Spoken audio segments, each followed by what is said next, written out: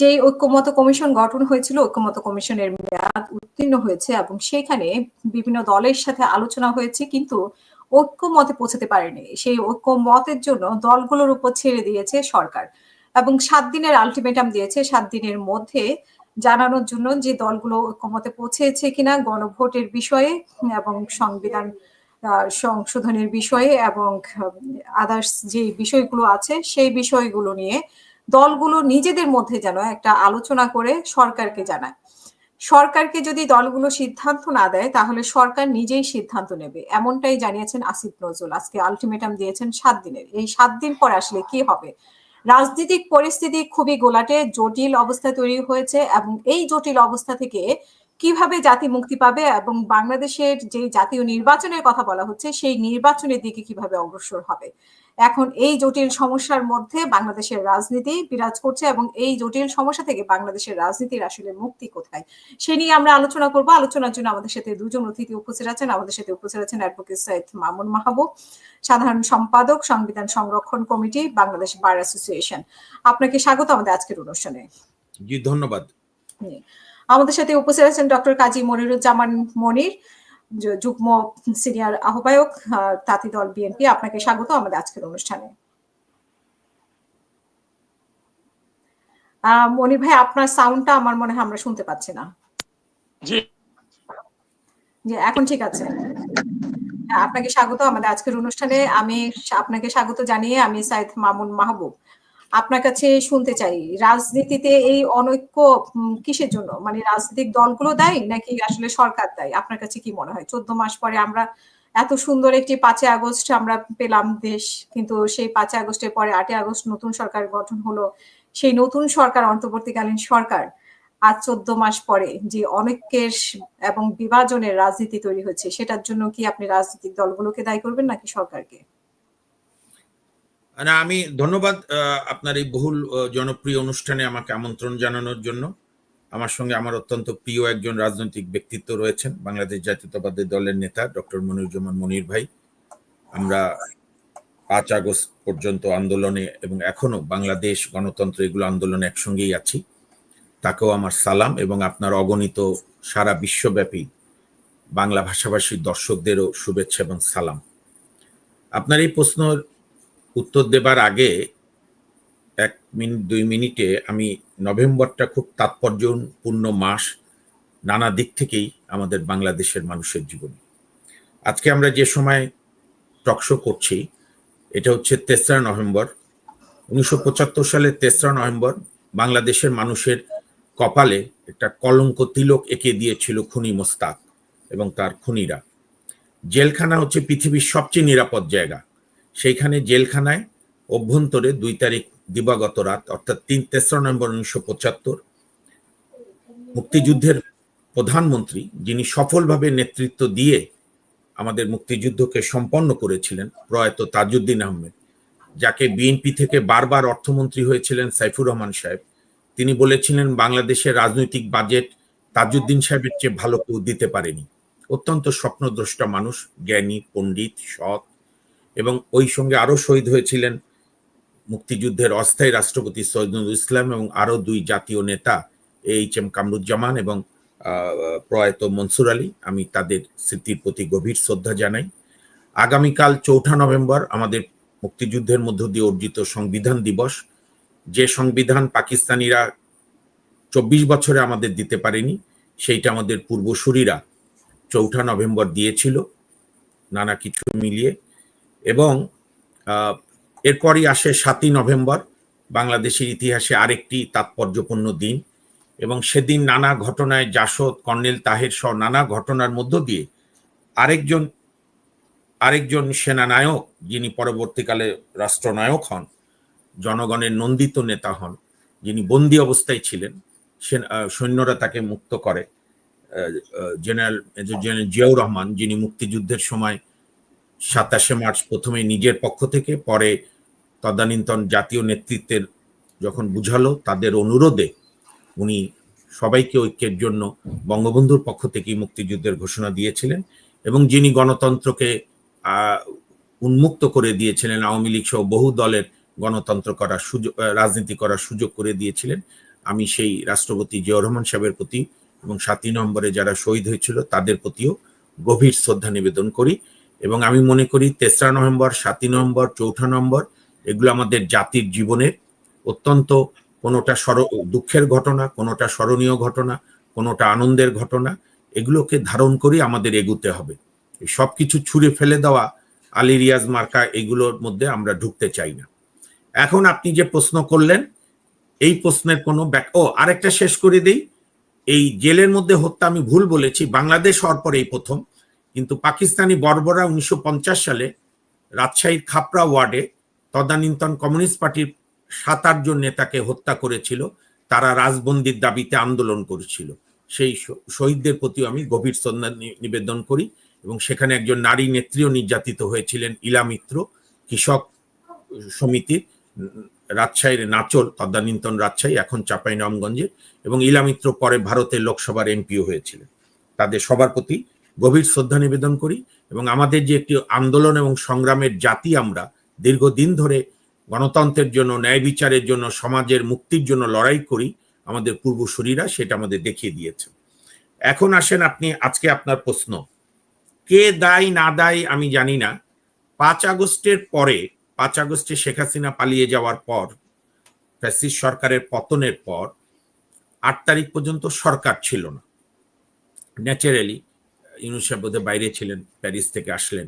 অন্যান্য রাজনৈতিক দলগুলো খুব প্রজ্ঞার পরিচয় দিল, সেনাপ্রধান ডাকলেন, তারা সেখানে গেলেন, রাষ্ট্রপতি শাহাবুদ্দিন সাহেব ডাকলেন, তারা সেখানে গেলেন। তো ওই সময় আমাদের সিনিয়র অ্যাডভোকেট, আমাদের আওয়ামী লীগের দুঃশাসনের বিরুদ্ধে সুপ্রিম কোর্টকে যিনি সাহস করে বলেছিলেন, মনির ভাই এটা জানেন কিনা, যে this is not supreme court of Bangladesh. 23 সালে মহসিন রশিদ বলেছিল this is supreme court of Awami League. এবং এত সাহস উচ্চারণের জন্য ওনার কন্টেম 4 মাস প্রফেশন বন্ধ ছিল। এটা বিএনপি বন্ধী আইনজীবীরাও বলার সাহস দেখায়নি। এবং পরবর্তীকালে উনি এবং আমি মিলে, আমাদের আরেক বন্ধু নেতা, আমাদের সংগঠন এসসিবিএ সংবিধান সংগ্রাম কমিটির সভাপতি শাহ আহমেদ বাদল, 23 সালের জুন মাসে তাপসের বিরুদ্ধে মামলা করা, এটা কিন্তু সাংঘাতিক বিষয়। এটা ওই সময় যারা না বুঝবে তাদের মূর্খ। তো যাই হোক, এই লড়াইয়ের মধ্য দিয়ে আমরা বেড়ে উঠেছি। তো তখন মহসিন সাহেব 8 তারিখে সকালে আমরা তদানীন্তন দলীয় বিচারপতিদের পদত্যাগের জন্য যখন সংবাদ সম্মেলন করি, মার্জনা করবেন, এটা ইতিহাসের খাতিরে মহসিন রশিদ সাহেব প্রথম বলেছিল যে আপনারা কেন বঙ্গভবনে গিয়ে ওত নিচ্ছেন শাহাবুদ্দিন সাহেবের কাছে? আপনি যদি সত্যিকার অর্থেই রাষ্ট্রের চেঞ্জ চান, আপনি ওত নেন শহীদ মিনারে, সংবিধান স্থগিত করেন, জুলাই প্রক্লেমেশন ডিক্লেয়ার করেন, যেটা জিয়াউর রহমান সাহেব, এরশাদ সাহেবরা সামরিক শাসনের সময় করেছে। তো এই ইউনূস সাহেব এবং আসিফ নজরুল তো এই সরকারের প্রভাবশালী লোক। ওই সময় তো আর্মি চিফও তার নাম বলেছে যে উনি খুব বুদ্ধিমান লোক, এই জেনারেল, আমাদের শ্রদ্ধেয় আর্মি চিফ জেনারেল ওয়াকারুজ্জামান সাহেব। তো তারা কি করলেন? অ্যাটর্নি জেনারেল সাহেবকে নিয়োগ দিল, ভালো কথা। তারা সংবিধানের 106 অনুচ্ছেদ দিয়ে, যেটা নিয়ে পক্ষ বিপক্ষ তর্ক বিতর্ক আছে, কিন্তু সুপ্রিম কোর্ট থেকে, আপিল বিভাগ থেকে রেফারেন্স করিয়ে সংবিধানের আলোকে তিনি আপনার ওত নিলেন। ওত, এবং তাদের সংবিধানে যে ওত নিল, রবি ভাইয়ের মনে আছে এবং আপনার মনে আছে কিনা রবি ভাই, প্রথম ওত নেওয়ার অনুষ্ঠানের কথা ছিল 7টার সময়, তারপরে হলো 8টার সময়, আলটিমেটলি বোধহয় 9:30টায় রাত। কারণ ওই যে রেফারেন্সটা আসতে সময় লাগে জজ সাহেবদের সিগনেচার সহ। এবং সেখানে জজ সাহেবরা বলল, যেহেতু প্রধানমন্ত্রী পদত্যাগ করেছেন, রাষ্ট্রে কোনো সরকার নেই, একটি অন্তর্বর্তী ব্যবস্থা হিসেবে রাষ্ট্রপতি উপদেষ্টা নিয়োগ দিতে পারে, এইভাবে। এবং যে কারণে ইউনূস সাহেবের সংবিধানের বাইরে হাঁটার কোনো পথই নেই, কারণ উনি ওয়াদা করেছেন জাতির সামনে এবং ওনার বাকি অ্যাসোসিয়েটরা যে আমি সংবিধান সমর্থন, রক্ষণ এবং প্রতিপালন করব। তো সুতরাং যেটি করার দরকার ছিল, যেটি বিএনপি সহ অনেকগুলো বড় ছোট রিজনেবল রাজনৈতিক দলগুলো বলবার চেষ্টা করেছিল, যে আসেন আমরা এমন একটা সমঝোতা করি যে সংবিধানের যেগুলো অ্যামেন্ডমেন্ট লাগবে সেইগুলো আমরা ওয়াদাবদ্ধ হই, সংসদ নির্বাচনের পর যারাই ক্ষমতায় যাবে তাদেরকে অনুরোধ করে, তারাও জাতির কাছে দায়বদ্ধ, এটা দয়ার ব্যাপার না, এই সংবিধানের সংশোধনীগুলো আমরা করব। আরেকটা, নিজেদের সংস্কার, বিচার বিভাগের সংস্কারের জন্য কোনো অ্যামেন্ডমেন্ট লাগে না, এটা মাজদার হোসেন মামলা রায় বলা আছে। সেটুক বাস্তবায়ন এই সরকার এতদিনে করতে পারত। কোনো দল বাধা দেয়নি, সবাই পক্ষে। কিন্তু ওনারা তো ভিন্ন পথে হাঁটলেন। প্রথমে ডায়লগ দিলেন ছোট সংস্কার হলে ডিসেম্বরে নির্বাচন, বড় সংস্কার হলে জুনে নির্বাচন, এদিক ওদিক। তারপরে এই যে হারুনের ভাতের হোটেল বন্ধ হলো, কিন্তু এই আমাদের আলী রিয়াদ সাহেবের 5 স্টারের স্যান্ডউইচ বার্গারদের দোকান চালু হলো। সালাউদ্দিন সাহেব একবার বলেই বসলেন, বিএনপির স্থায়ী কমিটির সদস্য, যেখানে খানা পিনা ভালো হয়। আমি তো বিএনপি করি না, বিএনপির একজন সমর্থক, দূরবর্তী সমর্থক। বিএনপির নানা বিষয়ে আমি সমালোচনা করি, কিন্তু বিএনপির তো আমি একটা উদারতার প্রশংসা করব, তারা তো ধৈর্য ধরে এবং তাদের স্থায়ী কমিটির অত্যন্ত প্রভাবশালী সদস্য সালাউদ্দিন সাহেব এবং আরো 2-3 জন প্রতিনিধি নিয়মিত প্রত্যেক দিনই তারা এই আলী রিয়াদ সাহেবের যে মিটিং, রাষ্ট্রীয় অতিথি ভবন, পররাষ্ট্র মন্ত্রণালয়, কি নাম যেন ভুলে গেছি, যাই হোক পদ্মা বোধহয়, তো ওইখানে তারা বসেছেন। এবং এখন তো ফখরুল ইসলাম আলমগীর সাহেব যেটা বললেন, অত্যন্ত সম্মানিত মানুষ, যিনি আবেগে মার্কিন যুক্তরাষ্ট্রে বলে বসেছিলেন ইউনূস সাহেবের মধ্যে জিয়াউর রহমানের প্রতিচ্ছবি দেখতে পান, তিনি তো পরিষ্কার বলেছেন যে এত বড় প্রতারণা আমরা হইনি, সাইন করেছি একটা, এসেছে আরেকটা। আমাদের মাহমুদুর রহমান মান্না, যিনি সবসময় সংস্কারের পক্ষে, তিনি বলেছে যে এই সরকার প্রতারকের মতো কাঠগড়ায় দাঁড়িয়ে গেছে, আমাদের সঙ্গে প্রতারণা হয়েছে। তো সুতরাং বিষয়টা তো খুব জটিল। সুতরাং আমার মতে একজন সুপ্রিম কোর্টের সাংবিধানিক আদালতের আইনজীবী হিসাবে এই গণভোট নিয়ে বাড়াবাড়ি না করে উচিত হচ্ছে রাজনৈতিক দলগুলো যেহেতু ওয়াদা করেছে, জাতির সামনে সব দল সিগনেচার করেছে, বিএনপির মতো বড় রাজনৈতিক দল, অন্যান্য ছোট বড় মাঝারি, সেই ওয়াদা রাখুক। নির্বাচনে, সংসদ নির্বাচনে প্রত্যেকে অংশগ্রহণ করুক, বলুক যে বিএনপি এই কয়টা করবে না, অমুক দল এক্স, আমরা ক্ষমতায় গেলে আমরা এই সংস্কার করব, অমুক দল এই করব, বিএনপি এই করবে। জনগণ ভোট দিক, ভোট দিলে যে দল রাষ্ট্র ক্ষমতা না বলে জনগণের সেবা করার জন্য, যেন এবার সেবা হয়, সেবা করার জন্য যারা সংখ্যাগরিষ্ঠতা পাবে, জোট হতে পারে, দল হতে পারে একক, তারা সেই অ্যামেন্ডমেন্ট গুলো করবে। তখন আমরা তাদের বলবো আপনারা তো জুলাই হোক আর যাই হোক একটা ডকুমেন্টে সাইন করেছেন, এই অ্যামেন্ডমেন্ট গুলো জরুরি। কিন্তু এটার সঙ্গে গণভোট করার কোনো যৌক্তিকতা নেই। আমার খুব পরিষ্কার স্ট্যান্ড। এতে অনেকে আমাকে গালিগালাজ করবে, আপনার এই টকশোতেই বহু লোক আমাকে এর ওর দালাল বলবে, আর দালালির বাজারও স্থির নাই, প্রত্যেকে বিভিন্ন দলের দালাল হয়। I don't care. বাংলাদেশকে বাঁচাতে হলে অতি দ্রুত একটা নির্বাচন দিতে হবে, সেই নির্বাচন জাতীয় সংসদ নির্বাচন। আমাদের জনগণ এত বোকা না, জনগণ তার প্রতিনিধি ঠিক করুক, তার প্রতিনিধিরা পার্লামেন্টে গিয়ে সংবিধান অ্যামেন্ডমেন্ট করা লাগে করবে, আইন পাল্টানো লাগে করবে। গণভোটের প্রয়োজনটা কি আমাকে বুঝান তো, কেন গণভোট লাগবে? ইভেন বিএনপিও যে অতিরিক্ত উদারতার পরিচয় দিয়েছে, আমি এটারও সমালোচনা করি। বিএনপি বা কেন রাজি হয়েছে একই দিনে ভোট আর গণভোট? কেন গণভোট লাগবে যে সংবিধানে কোনো গণভোট নেই? ওই যে বাচ্চাদের একটা পার্টি করেছে, তাহলে জুলাই সনদ কিভাবে কার্যকর হবে? জুলাই সনদ মানে আপনি জুলাই সনদের আইনি ভিত্তি যদি বিএনপি বা যে দলেই ক্ষমতায় যাক, সেই দল যদি না দেয় তাহলে সেটা কি হবে? জুলাই সনদের এখন আইনি ভিত্তি আপনি দিলেন, গণভোট করে বুঝার চেষ্টা করেন, দিলেন যে জুলাই সনদ অলঙ্ঘনীয়, অপরিবর্তনীয়, এটাই সনদ, এটাই সংবিধান। তারপর যখন জাতীয় সংসদ নির্বাচন হবে, আমি কোন দলের নাম বলছি না, কথার কথা এক্স দল জিতলো, এক্স দল মনে করলো যে এই সনদ সংবিধান পরিপন্থী, এই সনদ অন্যায়ভাবে হয়েছে, আমরা সংখ্যাগরিষ্ঠ, পার্লামেন্টে আমরা পাশ করব কি করব না, পার্লামেন্টে পাশ করলো না, তাতে কি হলো? শেখ হাসিনা যে সংবিধানে, তার আগে বলি আমি শর্টকাটে শেষ করি, তারপর মনির ভাই বলবেন। ভুট্টো যখন পাকিস্তানে নতুন সংবিধান বানালো 1973 সালে, এটা আপনার দর্শকদের, আপনারা মনোযোগ দিয়ে শোনেন, আপনি 73 সালে ভুট্টো যখন ব্যাপক ভোটে প্রধানমন্ত্রী হয়ে পাকিস্তানের 1973 সংবিধান বানালো, তখন উনি আর্টিকেল 6 আনলো। 6 এনে বলল যদি কেউ কোনো নির্বাচিত সরকারকে সরায় দেয় বা সরায় দেওয়ার চেষ্টা করে, আর্মি কু করে, তাহলে সেটা গৃহীত হবে হাই ট্রিজন, মানে দস্যুতা রাষ্ট্রের সঙ্গে, এবং তার শাস্তি হবে মৃত্যুদণ্ড। আপনি জুলফিকার আলী ভুট্টোর ভাষণ দেখেছেন কিনা? অত্যন্ত অসাধারণ ভাষণ দিত, খুবই ফ্ল্যামবয়েন্ট জীবন লিড করতেন উনি। ওই সংবিধান গৃহীত হওয়ার পর বলল যে পাকিস্তান সামরিক শাসন থেকে বেঁচে গেল, করলেই মৃত্যুদণ্ড। ইতিহাসে নির্মম শিক্ষা। জিয়াউল হক 77-এই কু করলো এবং ভুট্টোকে ফাঁসিতে ঝুলিয়ে দিল। শেখ হাসিনা বর্তমান সংবিধানে, একেবারে সংবিধানে 7-এর ক খ করেছে না, যদি কেউ কোনো নির্বাচিত সরকারকে সরায় দেয় সরায় দেওয়ার চেষ্টা করে, ষড়যন্ত্র করে বা চিন্তা করে, তাহলে সেটি হবে হাই ট্রিজন, দস্যুতা, রাষ্ট্রদ্রোহিতা এবং তার সর্বোচ্চ শাস্তি মৃত্যুদণ্ড। কোথায় আছে শেখ হাসিনার ওই অ্যামেন্ডেড সংবিধান? উনি আছে বাংলাদেশ ছেড়ে লুটিয়ান দিল্লির রাজধানী, ভারতের রাজধানী দিল্লিতে। আমার কাছে খুব অবাক লাগে যে আমাদের সকল বুদ্ধিজীবীরা এই যে ঐকমত্য কমিশনে যারা কমিশনের সদস্য বিভিন্ন ব্যক্তি, হ্যাঁ, তাদের এইটুকু মাথায় কাজ করে না যে এখন যাই তারা আইনি বৈধতা দিক, ভোটের পরে নির্বাচিত পার্লামেন্ট যদি এগুলোকে গ্রহণ না করে এর কোনো বৈধতা থাকবে? অতীত তো হয়েছে।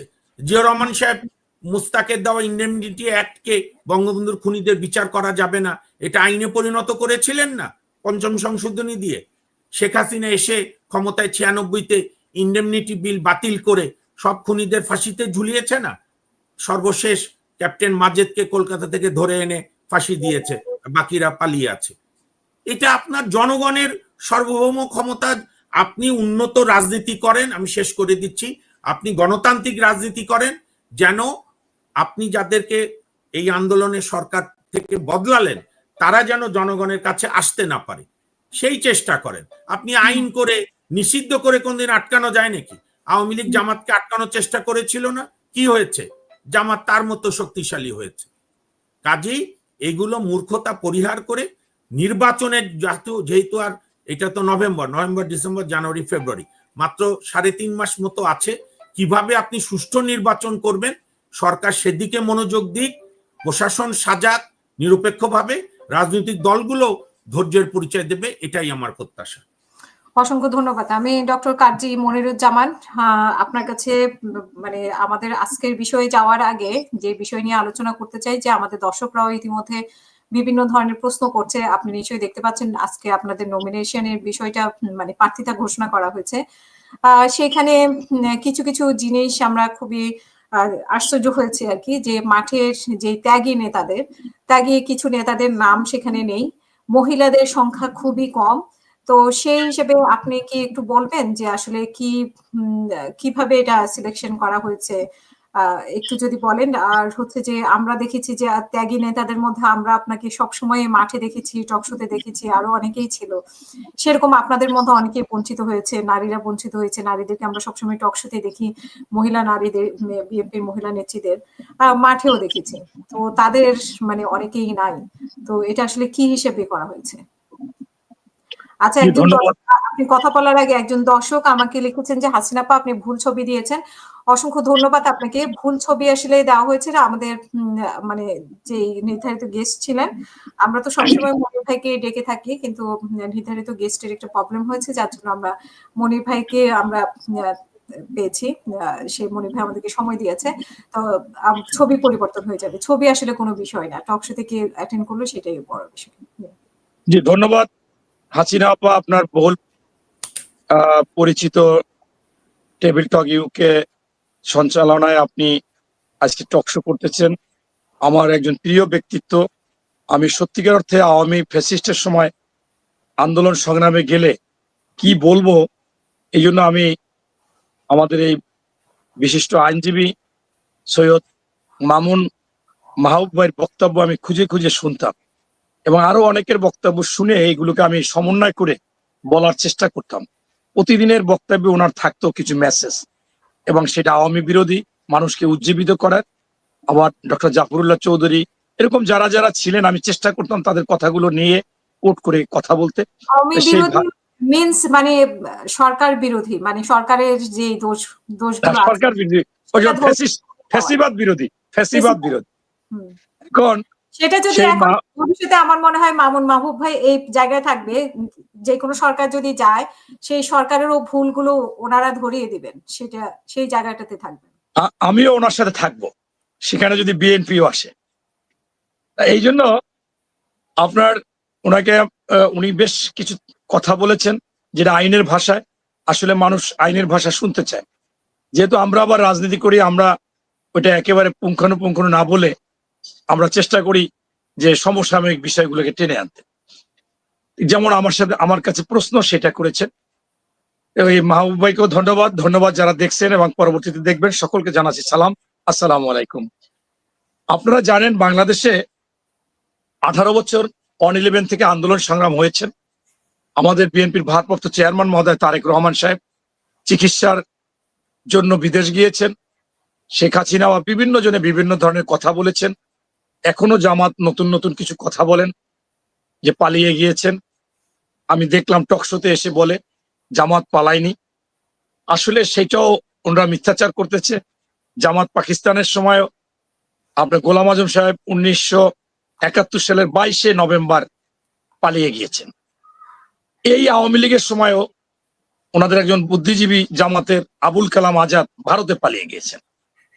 এরকম ওই সময় আরো অনেকে পালিয়ে গিয়েছেন। বরঞ্চ তারেক রহমান সাহেব চিকিৎসার জন্য গিয়েছেন। আর সেই তারেক রহমান সাহেব আমার কাছে মনে হয়েছে যে এই 18 বছর যা কিছু করেছেন, ভুল সিদ্ধান্ত নিচে আমি এরকম বের করতে পারিনি। জামাতের আমির বড় বড় দুইটা সভায় আমি ছিলাম, দুইটা সভায়। একটা সভায় বলেছে যে জুলাই আন্দোলনের মাস্টার মাইন্ড তারেক রহমান, আর একটাই বলেছে মহানায়ক তারেক রহমান। আমার কাছে দুইটা ভিডিও আছে। অথচ তারেক রহমান বলছে যে না, আমি কোনো মাস্টার মাইন্ডও না, মহানায়কও না। এই আন্দোলন সংগ্রামে ছাত্রদের ভূমিকা সর্বোচ্চ, এরপর হচ্ছে জনতা, এরপর হচ্ছে বিভিন্ন পেশা এবং নিবন্ধিত অনিবন্ধিত দলের লোকজন, সকলেরই কৃতিত্ব আছে। ইনি হচ্ছেন তারেক রহমান। তারেক রহমান গত মাসে আমাদের সম্ভাব্য এমপি প্রার্থীদের সাথে মোট 3 বার সিটিং দিয়েছেন। আমার আসন থেকেও সিটিং দিয়েছেন। তখন উনি বলেছেন যে আমি 7টা জরিপ করেছি, এর মধ্যে 2টা জরিপ আমার কাছে ভালো গ্রহণযোগ্য হয়নি, আর 5টা জরিপ আমার কাছে গ্রহণযোগ্য হয়েছে। সারা বাংলাদেশে সেই জরিপে আসবে। কোনো কোনো ক্ষেত্রে দেখা যাবে যে আমাদের জামাতেরও একটা জরিপ আমরা করেছি, সেই প্রার্থীর সাথে একজন প্রার্থীকে দিব। যেমন আমার আসন বাগেরহাট 4, এই আসনে নীতি নৈতিকতা মূল্যবোধ বা দান অনুদান আমার চাইতে কোনো আওয়ামী লীগ, জাতীয় পার্টি, বিএনপি, জামাত কেউ করেনি। আমি একটি ডিগ্রি কলেজের, মাতৃভাষা ডিগ্রি কলেজের দোতলা ভবন করে দিয়েছি। আমি ইনশাল্লাহ 3টা মসজিদ করে দিয়েছি। 2টা স্কুলে 2টা টিন সেট বিল্ডিং করে দিয়েছি। 88 সাল থেকে মানুষকে দিচ্ছি। আওয়ামী লীগের সাথে যত মামলা হইতো, সেই মামলাগুলো আমি জামাতের সাথে, যেহেতু আমার ওই আসনটা জামাতকে দেওয়া হইতো, জামাতের যে প্রার্থী তাকে বলতাম যে ভাই এগুলো তো জামিন হয় না নিম্ন আদালতে, আপনি 500 টাকা দিয়ে আর একটু কাগজ উঠাইয়ে পাঠাই দেবেন, আমি হাইকোর্ট থেকে জামিন করাবো। তা আমরা দুজনের সমঝোতায় আমি হাইকোর্ট দেখতাম, উনি ওখান থেকে পাঠাইতো। আমি বাড়িতে বাড়িতে খাবার পাঠাইতাম, 2 বস্তা, 1 বস্তা চাল আর 1 বস্তা ডাল তেল। আবার জেলখানায় যাই দেখতাম এবং সকল আন্দোলন সংগ্রামে ছিলাম। প্রোগ্রামেও যাই থাকতে পারতাম না। তারপরও এর পরবর্তীতে সেখানে আমাদের গত নির্বাচনে 17 জন প্রার্থী ছিল। আমি একমাত্র তারেক রহমান সাহেব করোনা হেল্প সেল্প করার জন্য চিঠি দিয়েছে 17 জনকে। আমি একা গিয়েছি, 2 উপজেলায় 2টা হেল্প সেল্প করেছি, অক্সিজেন দিছি, মাস্ক দিছি, ঔষধ দিছি, এরকম সবকিছু চেষ্টা করেছি। রুগী এনে চিকিৎসাও করেছি। সবকিছু মিলিয়ে আমার চিন্তা ভাবনা ছিল যে তারেক রহমান সাহেব বলেছিল যে ত্যাগ ও সংগ্রাম, সুনাম, ন্যায় নীতির কথা বলেছিলেন। সেখানে আমি, আমার বিকল্প কেউ নেই। এরপরে 5ই আগস্টের পরে আমাদের একজন শিক্ষক, উনি শিক্ষা বিষয়ক সম্পাদক বিএনপির, আগে বলতে আমি পেশাজীবী হিসেবে আসছি, আমি রাজনীতি করব না। পরবর্তীতে উনি ভিসি হয়েছেন উন্মুক্ত বিশ্ববিদ্যালয়। এরপর এলাকার লোকজন আস্তে আস্তে করে উনিও গিয়েছেন। উনি প্রধান অতিথি, আমি প্রধান বক্তা, এভাবে প্রোগ্রাম করেছি। সব প্রোগ্রামগুলো আমিই বেশি করেছি, খরচ আমিই দিয়েছি। উনি এমনি গিয়েছেন, উনি সম্মানিত লোক, ভালো লোক, কিন্তু ওনার এলাকায় ওরকম কোনো ছিল না। সেই ক্ষেত্রে আমাদের সাথে যে গত মাসে যে সিটিং দিছে, সেখানে বলেছে জরিপে এক একজনের এক একটা ভালো দিক আসছে। এখন আমরা সর্বোচ্চ 4 জন করে নিয়েছি। 2-1 জায়গায় একজন বেশি হতে পারে, সেটা অন্য কারণে, আর 2 জন 3 জন। এখন নমিনেশন তো আপনারা সবাই পাবেন না, একজনকে দেওয়া হবে। এখন ওই জামাতের প্রার্থীর সাথে কম্পেয়ার করে আমাদের মনোনয়ন দেওয়া দরকার। যেমন আমার এটা ইঙ্গিত দিয়েছে যে আমাদের আসনে একজন প্রিন্সিপাল, জামাতের যিনি আছে টেকনিক্যাল কলেজের প্রিন্সিপাল, এখন উনি আমাদের ধানের শীষ নিয়ে দাঁড়াইছিল, এবার উনি প্রার্থী অধ্যক্ষ আব্দুল আলিম। সেখানে যদি প্রিন্সিপালের উপরে যদি আরেকটু ভালো পর্যায়ের লোক দেওয়া যায়, তাহলে সাধারণ পাবলিক যারা আপনার যে ভোটগুলো ফিক্সড না, সেই ভোটগুলো আসবে, আওয়ামী লীগের অনেকের ভোটগুলো আসতে পারে, এরকম এরকম করে আপনারা যারা পাবেন না তাদেরকে আমরা আরেক জায়গায় সেট আপ দেবো। দেখা গেল উপজেলা আছে, মেয়র আছে, এগুলো বলেছে প্রত্যেকটা আসনকে ডেকে ডেকে, এবং উনি বুঝিয়েছেন। আগেরগুলো আমাদের প্রাণে লাগছে। সর্বশেষ উনি 27 তারিখ যখন বিভাগ ওয়ারি ডেকেছেন, উনিই কথা বলেছে, আমরা কথা বলিনি। উনি বলেছে আমি মত বিনিময় সভা ডেকেছি, কিন্তু দুঃখজনক হচ্ছে যে সকলের কথা শুনতে গেলে অনেক সময় লাগবে। আমি অল্প সময়ের মধ্যে নিউজ দিতে মানে আপনাদের একটা মেসেজ দিতে চাই। সেহেতু আপনাদের কাছে আমার অনুরোধ, আমি কিছু কথা বলি, তারপর হয়তো বা আপনাদের কথা থাকবে কিনা। আমার মেসেজটাই মূল দরকার। উনি প্রায় 1.25 ঘন্টা বা 1.5 ঘন্টাও কথা বলেছেন। বিশ্বাস করেন, উনিও কেঁদেছে, আমরাও 3 বার 4 বার 5 বার কেঁদেছি। উনি যে কথাগুলো বলেছে সত্যিকার অর্থে বাস্তব। উনি টেনে এনেছে যে আমি 5ই আগস্ট 2024-এর পর থেকে আমি বলেছিলাম আপনাদেরকে, আমি অনেকগুলো স্কাইবি আমার সাথেও করেছে আগে, বলেছিলাম অদৃশ্য শক্তি খুব কঠিন রূপ ধারণ করবে এবং নির্বাচন হবে খুব কঠিন। তারা আপনারা যাকে আগে মনে করেছেন কঠিন, এর চাইতেও কঠিন, এবং তারা ষড়যন্ত্র করবে। আপনারা হয়তোবা এখনো চিন্তা করতে পারতেছেন না, আপনারা মনে করতেছেন সহজভাবে জয়লাভ করবেন। এই কথাগুলো সেদিন আবার বলেছে যে আমি বলেছিলাম, এখন কিন্তু দৃশ্যমান হয়ে গেছে। তারা সব সময় ভালো কাজে বাধা দেয়, কারণ নাম বলে না, কোনো দলের কথা বলেনি, কিন্তু উনি সবই আমাদের মেসেজ দিয়ে দিয়েছে। এরকম কথা বলে, এবং বাংলাদেশের সবচেয়ে জিয়া পরিবার যে নির্যাতিত, সেই কথাটাও তুলে এনেছেন। জিয়াউর রহমান রাজনীতি করতে গিয়ে শহীদ হয়েছেন। বেগম খালেদা জিয়ার স্মৃতি বিজড়িত 40 বছরের সেই বাড়িকে ভেঙে চুরমার করে দিয়েছেন, এক কাপুরে বের করে দিয়েছেন। কোকো মারা গেছেন, তারেক রহমানের মেরুদণ্ড ভেঙে গেছেন, এমনকি খালেদা জিয়াকে চিকিৎসার জন্য যেতে দেওয়া হয় না। এই 5ই আগস্টের পরও 6 বার তিনি জীবন মৃত্যুর সন্ধিক্ষণে গিয়ে ফেরত আসছেন। তারপরও আমাদের মা একবারও বলেনি যে আমি ছেলেদের কাছে, নাতির কাছে, বউয়ের কাছে যাই আমি থাকতে চাই। চিন্তা করছে না, আমার বাংলাদেশের সন্তানদেরকে আমি এদের পাশেই থাকবো, আমার স্বাভাবিক মৃত্যু এখানে হোক। এই আরো অনেকগুলো কথা বলেছেন যেগুলো আমরা বাইরে বলতে পারবো না। সেক্ষেত্রে আমরা যারা নমিনেশনের জন্য ওখানে গিয়েছি সকলেই ওনার প্রতি লিস্ট, এবং ওনাকে আমরা মনে করেছি যে উনি যাকে নমিনেশন দেবে সেখানে উনি ভুল করবেন না। জাতির স্বার্থে, দেশের স্বার্থে, এবং বিএনপি বড় দল তাদের স্বার্থে, এবং এই জুলাই আন্দোলনে যারা অংশগ্রহণ করেছে বড় একটা অংশ, যারা এখন তাদের মূল্য নেই, যারা অসুস্থ রোগী, তাদের স্বার্থে, তাদের অধিকার, বাজার দর নিয়ন্ত্রণ, ঘুষ চলবে না, দুর্নীতি চলবে না, সন্ত্রাস, চাঁদাবাজি, দখলবাজি চলবে না, আপনার ধর্ষিত হবে না, এই ছিনতাই হবে না। এইগুলোকে ফিরানোর জন্য দরকার একটা নির্বাচন, আর সেই নির্বাচনের জন্য দরকার ভোট। সেইটাকে আমরা করার জন্য যে কোনো ভাবে আমরা প্রার্থীও দিতে চাচ্ছি, যে তার মধ্যে কিছু জায়গায় স্যাক্রিফাইস করে অথবা এটা করে করে সেইখানে আমাদের তো একটা হিসাবও থাকতে হবে যে কমপক্ষে আমাদের 151, 55, 60টি আসনও তো পেতে হবে। দেখা গেল যে আমরা অনেককে হয়তোবা আমরা জোট করতে পারি, এনসিপি কে নিয়েও জোট করতে পারি। সেখানে আপনারাই জানেন, আপনাদের কাছে ডাটা আছে, কোথায় কাকে দিলে তারা নমিনেশন নির্বাচিত হবে কিনা। সেই ক্ষেত্রে যদি আমরা কিছু কমপক্ষে 200 প্রার্থী যদি যোগ্য না দিই, তাহলে আমরা কিভাবে আমাদের 170-80টা আশা করব। সেই জন্য মনে করেন আমরা বিভিন্ন দিক থেকে হয়তো বা একজনে কম আছে, যেমন এই যে ডক্টর ওবায়দুল ইসলাম, সে আবার জুলাই আন্দোলনের সময় ছিল এবং সে ভালো লোক, ভদ্রলোক, বিসি উন্মুক্ত বিশ্ববিদ্যালয়, কিন্তু হয়তোবা আমার মতো ত্যাগী নাই। আমি আয়না করে গেছি 3 বার, আমি পায়ে গুলি খেয়েছি, মামলা খেয়েছি, রিমান্ড হয়েছে, জেলখানা আমার বাড়ির মতো হয়ে গিয়েছিল। এরকম আমি না, অনেকেই। তারেক রহমান কিন্তু তার পরিবারের কথা বলে না। তারেক রহমান বলছে আমাদের মতো আপনারা অনেকেই এরকম হয়েছেন, শুধু জিয়া পরিবার না, এরকম বাংলাদেশে হাজার হাজার লক্ষ লক্ষ পরিবার হয়েছে নির্যাতন। এখন সবাই যোগ্য, তার মধ্যে কাউকে দিয়ে আনতে হবে। সেই জন্য নমিনেশনের ব্যাপারে আমার মনে হচ্ছে যে উনি যতগুলো দিবে এখানে অবশ্যই ত্যাগ স্বীকার করতে হবে। আপনারা জানেন যে বর্তমানে একটি দল একেবারে এমন ভাবে ক্ষমতার লোভ, এই পূজা না আসলে বোঝাই যেত না তাদের কাছে ইমানের চাইতে ক্ষমতা এবং আপনার ভোটের লোভ বেশি। তারা যা কিছু করতেছে সকল কিছু ক্ষমতার জন্য করতেছে, এমনও কাজ নাই যা করতেছে না। তাই কোনো ধর্মের সাথে নাই, কোরআনের সাথে নাই, ইসলামের সাথে নাই। আপনার মুসলমানদেরকে এক ধরনের বুঝাচ্ছে, হিন্দুদের এক ধরনের বুঝাচ্ছে, অহরহ মিথ্যা কথা বলতেছে নির্লজ্জ ভাবে।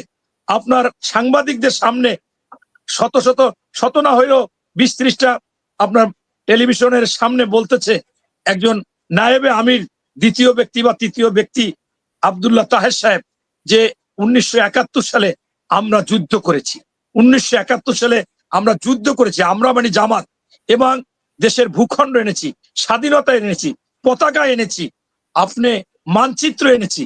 অবাক হতে হয়, এ কি আমাদের কি একেবারে সবাইকে কি আমি বলতে বাধ্য হচ্ছি যে আমাদের কি রাম ছাগল পাইছে? আমাদের কি পাইছে? উনি কি বলতেছে, কি করতেছে?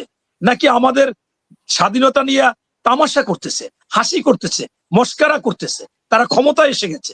এই যে বিষয়গুলো, এইটার ভিত্তিতে আমি মনে করি তারেক রহমান যদি কোনো সিদ্ধান্ত নেয় যে এই লোকটাকে দিলে ভালো হবে, সেই জন্য আমার কোনো আপত্তি নাই। নীরবে আমি যদি কাঁদিও তারপরও মনে করব যে আসলে আমি কান্নাকাটি করলেও আমার কিছুটা মন খারাপ হইলো যথার্থ আছে। এই হচ্ছে এক। এরপর হচ্ছে যে কিছু জোটেকে দিতে হবে ছেড়ে, সেটার জন্য তার স্বীকার করতে হবে। এরপর যে মহিলাদের যে আসন, আপনি জানেন যে আমরা ন্যূনতম 15 জনকে দিতে হবে। আমার মনে হয় আপনি শেষমেশ 15 জনকে পাবেন। যেমন তানিয়া রব সাহেব নির্বাচন করবেন না, তানিয়া রবকে দেওয়া হবে। আপনারা জানেন রীতা আপা, আমাদের জাদু সাহেবের, মশিউর রহমান জাদু ভাই সবাই যাকে, তার মেয়ে, তাকে দিবে। এরপর এই কিছু তো দিছেও, আপনি দেখবেন যে 15 জন ইনশাল্লাহ হয়ে যাবে। সেইখানে মনে হয় আমরা চেষ্টা করব, মানে আমরা না, মানে আমাদের ভারপ্রাপ্ত চেয়ারম্যান মহোদয় চেষ্টা করবে 15 জনকে দিতে। এটা আমার কাছে মনে হচ্ছে যে সমস্যা হবে না, এটা পাবে। আমাদের অন্য যারা আছে সেখানেও মহিলারা আছে, এগুলো মিলে যেমন এই জোট থেকে 2 জনকে বললাম যে রীতা আপা এবং তানিয়া রব, হ্যাঁ, আসামা রব সাহেবের ওয়াইফ, এটা পাবে। তারপরে আরো যদি কেউ আসে কোথাও থেকে, যদি এনসিপি আসে, সেখানেও তো আমরা একটা অংশ ছেড়ে দিব। তখন আমাদের সংখ্যা কমলে আমাদের কমবে, মহিলা আসনও কমবে। এইটা এখানে অনেক ত্যাগী নেতাদের দিতে পারবে না, কিন্তু একই জায়গায় আজকে আমাকে একজনে ফোন করে বলছে যে কেন হালাল ভাই নমিনেশন পেল না। সেইখানে মুজিবুর রহমান সরোয়ার, আবু নাসের রহমাতুল্লাহ এবং আলাল ভাই, সেখানে হয়তোবা জরিবে চিন্তা করছে যে ওখানে মুজিবুর রহমান সরোয়ার হুইপ ছিল, মেয়র ছিল, এমপি ছিল, হয়তোবা জনসমর্থন বা তার নেতা কর্মী ওখানে একটু সংগঠিত আছে, হতে পারে। জরিবের ব্যাপার, আমার আপনার বা কোনো আবেগের ব্যাপার না। এটা জন্য আমি বলবো, যারা আপনারা আমার এই কথাটা শুনেছেন, আপনারাও যদি বিএনপি প্রেমী হন, দেশপ্রেমিক হন, আপনারাও তারেক সাহেবকে স্যালুট জানাবেন। যদি উনি সত্যিকার অর্থে একজন ভালো লোক, হয়তোবা ত্যাগটা কম, হয়তোবা আন্দোলনে কম দিছে, কিন্তু লোকটা ভালো, আবার সে বিএনপির সাথেও নিবেদিত, এরকম লোক। জি, ধন্যবাদ। অসংখ্য ধন্যবাদ। আমি সাইদ মামুন মাহবুব, যেই অনৈক্যটা দেখা দিয়েছে রাজনীতিতে, আপনি এই নমিনেশন নিয়েও কিছু বলবেন, আপনার কাছে কিছু শুনতে চাই। আপনি নিশ্চয়ই অলরেডি লিস্টটা দেখেছেন, আর সেখানে আশ্চর্যজনকভাবে আমরা নারীদের খুব কম দেখলাম। তো এটা আসলে কেন রাজনীতিতে এই ধরনের, কেন আমরা সবসময় প্রথম সারিতে নারীদেরকে আন্দোলনে দেখি, রাস্তায় নারীদেরকে দেখি, টকশোতে নারীদেরকে দেখি, দলীয় নেত্রীদের, কিন্তু নমিনেশনের ক্ষেত্রে বা বিভিন্ন সময় আমরা সেই দলীয় নারীদের ক্ষেত্রে আমরা বঞ্চিত হতে দেখি অনেক ক্ষেত্রে।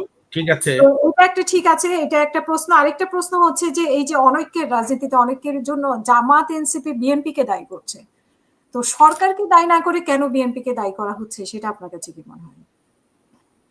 না, প্রথম হচ্ছে বিএনপি নমিনেশন তো মনির ভাই বিএনপি নেতা, তার মতো করে তিনি বলেছেন।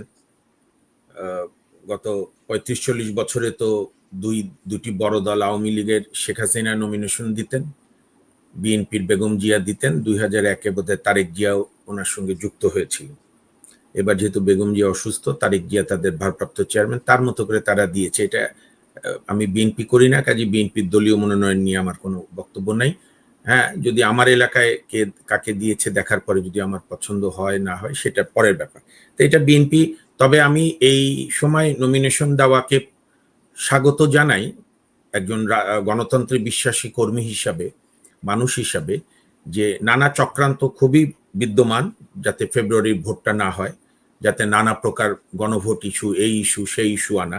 সেখানে বিএনপির মতো একটা বড় রাজনৈতিক দল, বাংলাদেশে তো যে যাই বলুক বিএনপি এবং আওয়ামী লীগই বড় রাজনৈতিক দল, তো বিএনপির এখন আমি মনে করি এই আসনে যারা নমিনেশন পেয়েছে তাদের উচিত হবে আজকে রাত থেকেই নিজেদের আসনে জেলা ভিত্তিক, থানা ভিত্তিক, অবলিক উপজেলা ভিত্তিক, ইউনিয়নে, শহরে, বাজারে, হাটে, পাড়ায়, মহল্লায় ভোট চাওয়া, বলা, নিরপেক্ষ ভোটের জন্য আমরা ওয়াদাবদ্ধ, নিরাপত্তার বিষয়ে আলাপ করা, অর্থাৎ জাতিকে একটি ভোটের দিকে ধাবিত করা, যাতে অন্য কোনো চক্রান্ত যারা বিভিন্নভাবে করছে সেই চক্রান্ত যাতে সফল না হয়। এটা আমার মনে হয় বিএনপি সঠিক সিদ্ধান্ত নিয়েছে দ্রুত ঘোষণা করে। আর বিভিন্ন জোট, যেহেতু বিএনপির সঙ্গে যুগপৎ আন্দোলন অনেক দল করেছে, বিএনপির এই ওই, আমরা তো এটা অতীতেও যখন 2001-এও বিএনপি 4 দলীয় জোট করেছে, আওয়ামী লীগ তখন বোধহয় একা ইলেকশন করেছিল, কিন্তু 8-এ মহাজোট করার পর তো তারা বিভিন্ন আসন ভাগাভাগি করেছে, এবং বাংলাদেশে আসন ভাগাভাগি করতে গিয়ে খুব সমস্যা হয়। সমস্যাটা হয় এই কারণে যে আপনি যদি খেয়াল করেন ইতিহাস, যে আওয়ামী লীগের 14 দলের মধ্যে আওয়ামী লীগের তুলনায় বাকি দলগুলো 100 ভাগের 1 ভাগও না, হয়তো বড় নেতা আছে, দল খুব ছোট। এই একই প্রবলেম বিএনপির সঙ্গে যারা জোটে আছে, যে অনেক ব্যক্তি খুব বড় বড় কিন্তু দল একেবারেই ছোট। আর আজকে তো জাতি একটা আশাবাদী হলো যে অন্তত এনসিপিও তো বিএনপির সঙ্গে, আমিও যেটা বিভিন্ন জায়গায় শুনেছি, আসন ভাগাভাগি নিয়ে কথা বলছে। কিন্তু যে প্রশ্নটি উঠবে সেটা হচ্ছে, যেটি শেখ হাসিনার সময় আমরা তুলেছি, সেটি হচ্ছে বিএনপির মতো একটা বড় রাজনৈতিক দল যাদের সবসময় ভোট 35 থেকে 40%, তাদেরকে বাইরে রেখে শেখ হাসিনা সেই নির্বাচন কতটা গ্রহণযোগ্য হবে, কতটা জনগণের কাছে অ্যাকসেপ্টেবল হবে। আর এইবার তো জামাত ছাড়া বিএনপির আর কোনো প্রতিদ্বন্দ্বী থাকছে না যদি এনসিপিও বিএনপির সঙ্গে জোট করে, বা এনসিপি একা ইলেকশন করলেও দুঃখের সঙ্গে বলতে হয়, যদিও আমি ব্যক্তিগতভাবে আশা করেছিলাম যে বিএনপি, আওয়ামী লীগ, জামাত, জাতীয় পার্টির বাইরে এই দলগুলো একটু বড় দল হোক, বা বড় দল না হোক, একটা শক্তি হোক, গণতান্ত্রিক শক্তি হোক। কিন্তু আমি যে মূল সমস্যাটা বলছি, এনসিপিরা এবং অন্যরা তারা ভুল পথে হাঁটলো। ধরেন বাংলাদেশে একটা বিশাল ভোটার আছে যারা বাংলাদেশের মুক্তিযুদ্ধ নিয়ে গর্ব করে, যারা 72-এর 10ই জানুয়ারি পর্যন্ত বঙ্গবন্ধুর ভূমিকাকে গভীর শ্রদ্ধার সঙ্গে স্মরণ করে, যারা সাবেক সফল প্রধানমন্ত্রী, মুক্তিযুদ্ধের অন্যতম স্থপতি তাজউদ্দিন আহমেদকে শ্রদ্ধা করে। কিন্তু আওয়ামী লীগ, তার দুঃশাসন, শেখ পরিবার, শেখ হাসিনা ছাড়াও শেখ ফজলুল হক সেলিম, শেখ তাপস, শেখ পরশ, শেখ হেলাল, তারপরে ওই যে মাদারীপুরের কি সব চৌধুরী, নূরে আলম চৌধুরী, ঝন্টু, রেন্টু, নিক্সন, ভিকসন, এগুলো চৌধুরীদের, শেখ পরিবারের অত্যাচারের উপর টায়ার্ড। তারা তো একটা ভোট জায়গা খুঁজবে, হয়তো বিএনপিকে দেবে না। কিন্তু এনসিপি তো তার ভুল রাজনীতি করে সে চলে গেল 47 শ্রদ্ধার, 71 শ্রদ্ধার। আবার আরেক গ্রুপ যারা জামাতের আউটলেট, অন্য দলগুলো, তারা মুক্তিযুদ্ধের বয়ানই খুঁজে পাচ্ছে না। মুক্তিযুদ্ধের বয়ান নাকি ওই যে মনির ভাই যেটা বললেন, মুক্তিযুদ্ধের বয়ান নাকি একটা পাকিস্তানের বয়ান আর একটা দিল্লির বয়ান। আমি সেই নেতাদের বলি, আমি মামুন মাহবুবের কাছ থেকে বয়ান শুনেন, আমার মায়ের দেওয়া বয়ান খুব ইম্পর্টেন্ট। আমি মাতৃগর্ভে তখন 71-এর মার্চে, 25শে মার্চ যখন পাকিস্তানি হানাদাররা ঝাঁপিয়ে পড়লো বাঙালি জাতির ওপরে, নিরস্ত্র জাতির ওপরে, 26শে মার্চ সকালে, ওই সময় আমার জন্মদাতা পিতা সৈয়দ মাহবুব রশিদ, এটা ইতিহাসের বই তো লেখা আছে বাংলা পিডিআয়, উনি তখন থানা ম্যাজিস্ট্রেট, রায়গঞ্জ থানা। আইয়ুব খান, রবি ভাই ইতিহাসে জানেন, আইয়ুব খান কিছু থানা উন্নীত করেছিল, সেখানে ফার্স্ট ক্লাস ম্যাজিস্ট্রেট দিয়েছিল। আমার বাবা সেই ফার্স্ট ক্লাস ম্যাজিস্ট্রেট ছিলেন, যেটা পরে উপজেলা হলো এরশাদের আমলে। আমার আব্বা 26 তারিখ থানা কমপ্লেক্সে গিয়ে ভাষণ দিয়ে বলল, যতদিন দেশ স্বাধীন না হবে ততদিন আমি এই অফিস করব না। এবং তখন মুক্তিযুদ্ধের পক্ষের সংগঠন ছাত্রলীগ আর ছাত্র ইউনিয়ন, এই দুইটাই ছিল। তাদেরকে ডেকে, ওসি তখন ম্যাজিস্ট্রেটের আন্ডারে থাকতো, ওসিকে বলল কুত খুলে দেন। কুত বুঝছেন? থানার অস্ত্র কারখানা, থানার অস্ত্রের গুদাম। হুদ খুলে দিল, আব্বা আম্মাকে নিয়ে আরো আমার যারা আত্মীয় স্বজন ছিল তাদের নিয়ে আমার গ্রামে আমাকে, আমার মাকে, অন্তঃসত্ত্বা মাকে রেখে যে আমি জন্মালাম 9 জুলাই। এবং আমার আম্মা বলতেন যে পালিয়ে পালিয়ে বেড়াতে হতো, কারণ ওই যে একটি বিশেষ রাজনৈতিক দল এবং কিছু সুবিধাবাদীরা রাজাকারে নাম দিয়ে পাকিস্তানিদের চিনায় দেওয়ার চেষ্টা করতো যে এই মহিলার স্বামী মুক্তিযুদ্ধে গেছে। এটা হচ্ছে মুক্তিযুদ্ধের বয়ান। হ্যাঁ, 71-এ জামাত ভুল করেছে, পাপ করেছে, আপনি সরি চান।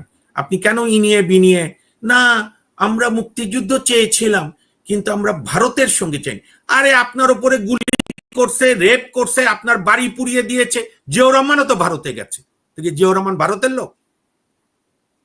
আমাদের তখন বন্ধু, বন্ধু কখনো স্থায়ী শত্রু মিত্র হয়?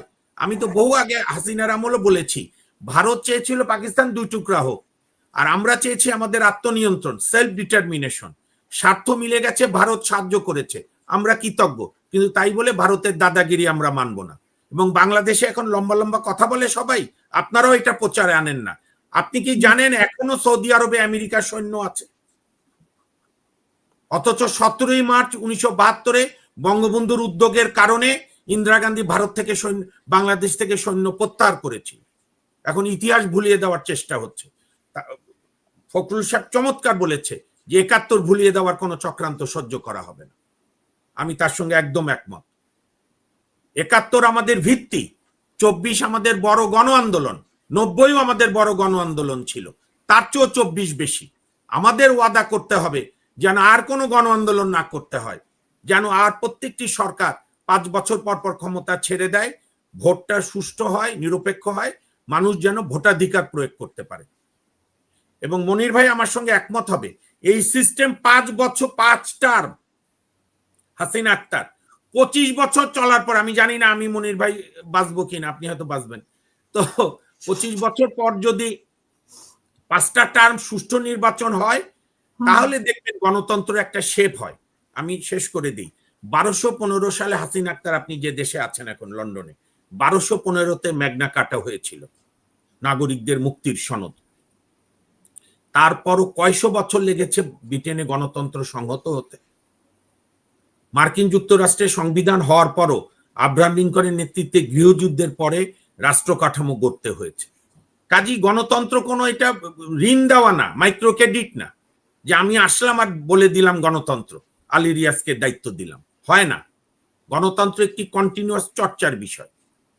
মনির ভাই যে চমৎকার বললেন, তারেক রহমান সাহেব বিবিসির সঙ্গে সাক্ষাৎকারও বলেছে, কিন্তু বিএনপির মধ্যে যেন প্রতিশোধ স্পৃহা না জেগে ওঠে ক্ষমতায় অধিষ্ঠিত হলে, বা এখন যে কিছুটা সত্য কিছুটা মিথ্যা যে বিভিন্ন চাঁদাবাজির অভিযোগ আসছে, আমি নির্মোহভাবে বলছি, সেটি কন্ট্রোল করতে হবে।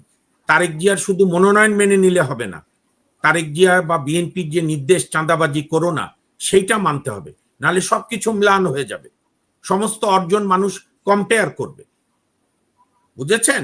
72-এ আমার বাবা ভোলার প্রথম এসডিও স্বাধীন বাংলাদেশে, আমার বাবা সেদিন বলছিলেন ডিনারের টেবিলে। 73-এ ফেব্রুয়ারি মাসে এক শহীদের মা বলেছে যে ও এসডিও সাহেব, বরিশালের ভাষা আমি পারি না, ভোলার, এ কি মজিবর স্বাধীনতা আনলো, তো পাকিস্তান আমি ভালো ছিলাম, চালের দাম কম, এখন তো অত্যাচার। এখন যেন এরকম শাসন না হয় যে মানুষ বলা শুরু করে যে শেখ হাসিনার আমলে আর যাই হোক শান্তি তো ছিল, চাঁদাবাজি এইভাবে ছিল না। এগুলো আপনার খেয়াল রাখতে হবে। এবং যে কারণেই বিএনপি আমি বলবো অত্যন্ত প্রশংসা করতে হবে, তারা বিচক্ষণতার পরিচয় দিয়েছে নানা সময়, তার মাঝে মাঝে অবশ্য অস্থির হয়ে গেছে, হতে পারে ইউনূস সাহেবের চালাকির সঙ্গে পেরে উঠছে না। সেটা হচ্ছে বিএনপি কিন্তু শুরু থেকেই বলেছে জনগণ কোন দলকে নিষিদ্ধ করুক, কোন নির্বাহী আদেশে আমরা নিষিদ্ধের পক্ষে না। তখন তো বিএনপিকে সবাই একঘরে করে দেওয়ার চেষ্টা করলো। ফ্যাক্ট কি, কোন নির্বাহী আদেশে হাসিনা আক্তার, আজকে আমি বলে গেলাম, আজকে 3 নভেম্বর 2025, কোন নির্বাহী আদেশে কোন রাজনৈতিক দল নিষিদ্ধ টিকানো যায় না। রাজনৈতিক দল নিষিদ্ধ হয় তার রাজনীতিকে যদি আপনি পরাভূত করতে পারেন। মুসলিম লীগ কি কেউ নিষিদ্ধ করছে? মুসলিম লীগ 54 ভোটে জনধিকৃত হয়ে ওই যে কোমর ভেঙেছে, আর সোজা হয়ে দাঁড়াতে পারেনি। তো সুতরাং এগুলো বিষয়বস্তু ভাবার। এবং বিএনপি যে বিভিন্ন সময় বলেছে যে জনগণই সব নির্ধারণ করুক, এটাই সত্যি। এবং আমি আবারও আলী রিয়াজ সবার শুভবুদ্ধির উদয় হওয়ার জন্য বলবো বিশেষ করে ওনারা যে একটা বিধান রেখেছে, আমি জানি না মনির ভাই দেখেছেন কিনা, হয়তো লিখিত, যে সংসদ যদি 270 দিনে জুলাই সনদ পাশ না করে স্বয়ংক্রিয়ভাবে এটা গ্রহণ হয়ে যাবে। আচ্ছা, আমাদের বাংলাদেশের মানুষকে কি ওনারা এত নির্বোধ মনে করে? এ কি ডোনাল্ড ট্রাম্পের চাস্তো ভাই নাকি আলী রিয়াজরা? হ্যাঁ, বাংলাদেশের মানুষকে এত খাটো মনে করে? আমাদের মতো সাংবিধানিক আদালতে 27 বছর প্র্যাকটিস করি, তরুণ বয়স থেকে, আমাদের মতো অভিজ্ঞ বাদ দেন, মনির ভাইয়ের মতো অভিজ্ঞ রাজনৈতিক সংগঠক নেতা বাদ দেন, আলী রিয়াজকে বলেন র্যান্ডম যে কোনো গ্রামের একটা চায়ের আসরে বসে বুঝাতো তার সংবিধান, আর গ্রামের লোক কি উত্তর প্রশ্ন করে, উত্তর দিক আলী রিয়াজ। এত সোজা না বাংলাদেশ। এই দেশ ভাষার জন্য রক্ত দিয়েছে, পৃথিবীতে বিরল কোন দেশে ভাষার জন্য রক্ত দিতে হয়নি। কাজেই এই দেশের মানুষকে এত বোকা ভাবার সুযোগ নেই। কিভাবে তার উদ্ধত হয় যে সংসদ যদি অ্যাকসেপ্ট না করে অটোমেটিক হবে? আপনি এখনই করে দেন না, আপনি এখনই জুলাই সংবিধান ব্র্যাকেটে আলী রিয়াজ ইউনূস সাহেব ডিক্লেয়ার করে দিয়ে বই আকারে ছাপাই দেন 1 কোটি। কি এসে যায়? মানুষ এগুলো কোনো কেয়ার করবে না, মানুষ ওয়েট করবে। এখন শেষ পর্যন্ত কি তাই করবে কিনা? ওনারা যেটা বলছেন যে 1 সপ্তাহের মধ্যে না হলে সরকারি সিদ্ধান্ত নিয়ে নেবে। না, সরকারি সিদ্ধান্ত কুলাতে পারবে না। আমি এই জন্য আজকে আশাবাদী, যারা বিএনপি নমিনেশন পেয়েছে তাদেরকেও ধন্যবাদ, মনির ভাইয়ের মতো যারা ত্যাগী নেতারা অসাধারণ ত্যাগ স্বীকার করেছে, মেনে নিয়েছেন, তাদেরকেও ধন্যবাদ। মনির ভাইদের সহ সবার উচিত হবে, বিএনপির বিরুদ্ধে যে একটা সংঘবদ্ধ প্রচারণা হচ্ছে, আবার কিছুটা চাঁদাবাজি হচ্ছে, মনির ভাই রাগ করেন না, সেগুলোকে কন্ট্রোল করা, প্রতিহিংসা না করা। ভালোবাসা দিয়ে দেশ গড়তে হয়, আপনি ঘৃণা দিয়ে জীবনও চলে না। আপনি আইনের শাসন আনেন, মবক্রেসি পরিহার করুন। তো সেই হিসাবে বিএনপি আজকের মনোনয়ন মানে আপনার মনোনীতদের প্রার্থী ঘোষণা করে খুব ভালো করেছে, জোটের জন্য ফাঁকা রেখেছে, আরো কিছু আসন করছে, রিভাইজ হবে। এগুলো সব নির্বাচনী বড় দলগুলো ছোট দলগুলো করে, কিন্তু যেটি বিএনপি গ্রেট সিগন্যাল দিয়েছে, মাঝখানে আমি খুব হতাশ হয়েছিলাম বিএনপির অস্থিরতা দেখে, কিন্তু আজকে নমিনেশন ডিক্লেয়ার করার মধ্যে 235টা আসনে বোধহয়, তো সেটার মধ্য দিয়ে হলো বিএনপি ক্লিয়ার মেসেজ দিয়েছে ইউনূস সাহেবকে যে কোন no right no left, state জাতীয় সংসদ নির্বাচন। এখন ইউনূস সাহেব শ্রদ্ধেয় মানুষ, প্রবীণ মানুষ, আমার বাবার চেয়েও বয়সে বড়, তার প্রতি শ্রদ্ধা রেখেই বলি, আপনার উচিত হবে ডক্টর মোহাম্মদ ইউনূস কোন উপদেষ্টাদের, আপনার বিভিন্ন পরিকর্মা সো কল্ড উপদেষ্টাদের বুদ্ধি না শুনে, কোন সুবিধাবাদী দলগুলোর বুদ্ধি না শুনে, জনগণের আকাঙ্ক্ষার প্রতি বাস্তবায়ন রেখে দ্রুত প্রশাসনকে নিরপেক্ষ করা যতটা সম্ভব, পুলিশ আর্মিকে নির্বাচনের করা, অন্তত একটা বাংলাদেশের স্টাইলে অতীতের 4টা নির্বাচন যেটুকু হয়েছিল সেই আলোকে একটা নির্বাচন দিয়ে সসম্মানে আপনি আপনার নিজ প্রফেশনে ফিরে যাবেন। আমার মনে এটা প্রত্যেক নাগরিক প্রত্যাশা করে। আর এই যে 7 দিন 8 দিন এগুলো আলটিমেটাম শুনতে মানুষ অভ্যস্ত না। মানুষ এখন নির্বাচনের ট্রেনে উঠে গেছে। সরকার যদি না উঠতে পারে, সরকারকে ছাড়াই ট্রেন চলবে। বাংলাদেশের মানুষ হচ্ছে রাষ্ট্র ক্ষমতার মালিক। ধন্যবাদ। অসংখ্য ধন্যবাদ। আমি ডক্টর কাজী মনিরুজ্জামান, তাহলে 1 মিনিট শেষ করি। যে সুযোগ ইউনূস সাহেবরা পেয়েছিল, এইবার দিয়ে হ্যাট্রিক হলো বাংলাদেশে, রাষ্ট্র বদলালো না। একবার 72-এ বঙ্গবন্ধু পেয়েছিলেন, কাজ করেননি, 91-তে বিএনপি পেয়েও পুরা করতে পারেনি, আর ইউনূস সাহেব যে বড় সুযোগ পেয়েছিলেন, শুধু নানা দ্বিমত আর অন্য উদ্দেশ্য বাস্তবায়ন করতে গিয়ে সবগুলো বরবাদ করে দিল। এখন আমাদের ভরসা, আমরা প্রত্যাশা রাখতে চাই, স্বপ্নহীন মানুষ বাঁচে না, স্বপ্ন নিয়ে বাঁচে। আমরা প্রত্যাশা করতে চাই আগামী নির্বাচনে যারা জিতবেন তারা যেন এই ক্ষমতার দম্ভ থেকে শিক্ষা নেন, তারা যেন মানুষের জাগরণ থেকে শিক্ষা নেন এবং দেশটাকে একটা গণতন্ত্রের পথে ধাবিত করেন। ধন্যবাদ। জি, আমি ডক্টর কাজী মনিরুজ্জামান মনির, আপনার কাছে যেটা জানতে চাই যে নাসিরউদ্দিন পাটোয়ারি যেটা বলেছে যে যুবদল এবং ছাত্রদল থেকে নমিনেশনে বঞ্চিতদের এনসিপিতে আমন্ত্রণ জানিয়েছেন, এবং আরো বলেছেন যে খালেদা জিয়া যে নির্বাচন করতে পারছে, দাঁড়াতে পারছে, এটা কিন্তু জুলাই গণ অভ্যুত্থানের কারণে, মানে ওনাদের একটা অবদান আছে পেছনে, এরকমটা। এবং এনসিপি এবং জামাত আপনাদেরকেই দায়ী করছেন আজকের অনৈক্যের জন্য। আপনারা কেন জুলাই সনদ দেখে তারপরে সই করলেন না, বা আপনারা ভুল দেখলেন কেন, সেগুলো অনেক ইস্যু সামনে আছে। তো আপনার কাছে শুনতে চাই আপনার বক্তব্য। আপনার আপা মাইক্রোফোনটা আপনাকে আবারও ধন্যবাদ জানাই, এবং আমি আপনার টক শোতে আসলে আপনি নারীর প্রতি সবসময় খেয়াল রাখেন, এই জন্য আপনাকে ধন্যবাদ। এটা উচিত, আমাদের পুরুষদেরও উচিত। আমি আবারও আপনাদেরকে একটু জানাইতে চাই, আমরা কিন্তু আজকে 12টা আসনে নারী দিয়েছি। 3টা আসনে বেগম খালেদা জিয়া, এবং আর অন্য আসনগুলোতে আছেন 8 জন। তারা আছেন, মনে করেন যে তারা এই ইলেন ভুট্টো আছেন, আমাদের ফজলুর রহমান পটল মনির ভাই। ভাই, মনির জি ভাই, একটু জি, বিরক্ত করি, ওই যে মনি আপা পেয়েছে না জামালপুরে? না উনি পায়নি, উনি পায়নি। না, উনি এখানে পাননি। একজন এখানে ইলিয়াস আলীর ওয়াইফ পেয়েছেন, তারপরে ওই যে মায়ের ডাকের উনি পেয়েছেন, তুলিয়াপা না পেয়েছেন। না, আমি বলি, ইলিয়াস ভাইয়ের ওয়াইফ পাইছে তাসলিনা রুশদি লুনা, এরপর পেয়েছেন সানজিদা ইসলাম তুলি, ফরিদপুরে পাইছে শ্যামা ওবায়েদ, ফরিদপুরে আরেকটা পাইছে কামাল ইবনে ইউসুফ সাহেবের মেয়ে চৌধুরী নায়েবা ইউসুফ, এরপর মানিকগঞ্জে পেয়েছে আপনার আফরোজা খানম রীতা, এরপর জালকাঠিতে পেয়েছে ইলেন ভুট্টো, ইশরাত জাহান সুলতানা ইলেন ভুট্টো, যশোরে পেয়েছে সাবিরা সুলতানা, শেরপুরে পেয়েছে ডাক্তার সানসিলা জেবরিন, এবং নাটোরে পেয়েছে আমাদের ওই পুতুল যে পটল ভাইয়ের মেয়ে। আর এদের প্রত্যেকের পরিবারের কিন্তু অবদান আছে। আর বেগম খালেদা জিয়া 3টা, মোট 12টা দেওয়া হয়েছে। এবং আমাদের আহ আমাদের সেলিমা রহমানের আপার ওই আসনটা স্থগিত, জয়নাল আবেদিন সাহেব, এবং উনি পরিবারের অবদান আছে, কিন্তু ওনাদের কি অবদান আছে ওনাদের সেটা অবদান আছে, শ্যামা ওবায়দের অবদান আছে, ডাক্তার ইলিয়াস আলীর বইয়ের বিষয়টা একেবারেই আলাদা, সেটা অন্যরকম একটা বিষয়। খালেদা জিয়ার বিষয়টা তো আলাদা। আমি এবং আগেই বলেছি যে আসন কিছু।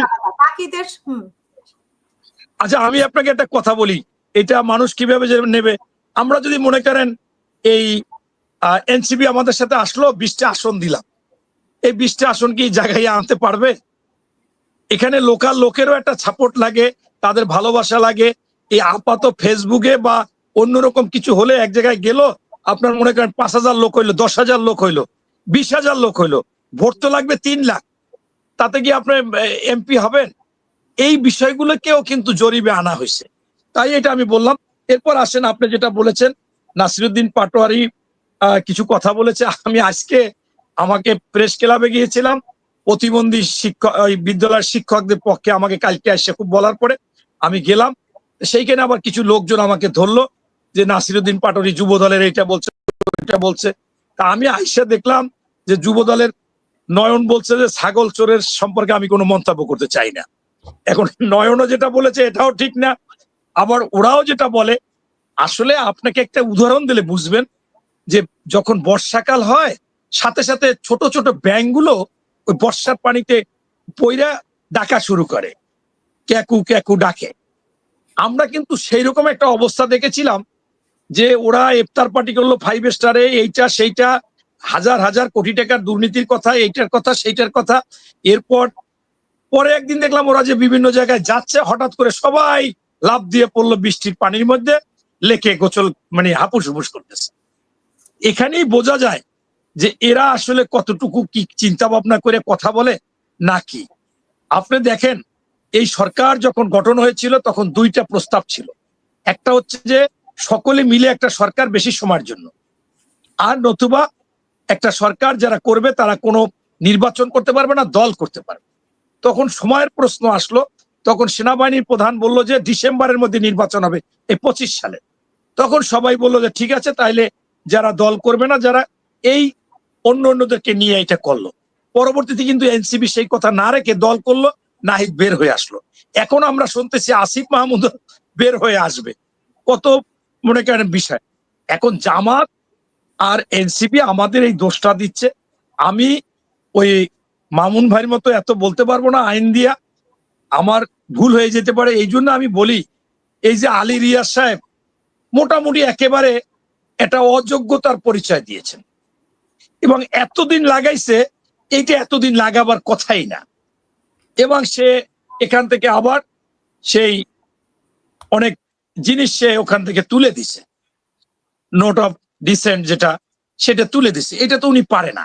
এরপর যেটা এই অন্তর্বর্তীকালীন সরকার বলছে, এইটা তো মনে করেন এই সরকার একটা অথর্বর মতো কথা বলছে। আপনি, আমি আর আমার ভাইও যদি মারামারি করি, সেটা যদি কোনো আদালত বলে দুই ভাই মিলে আসো, তাও মেলা সম্ভব না।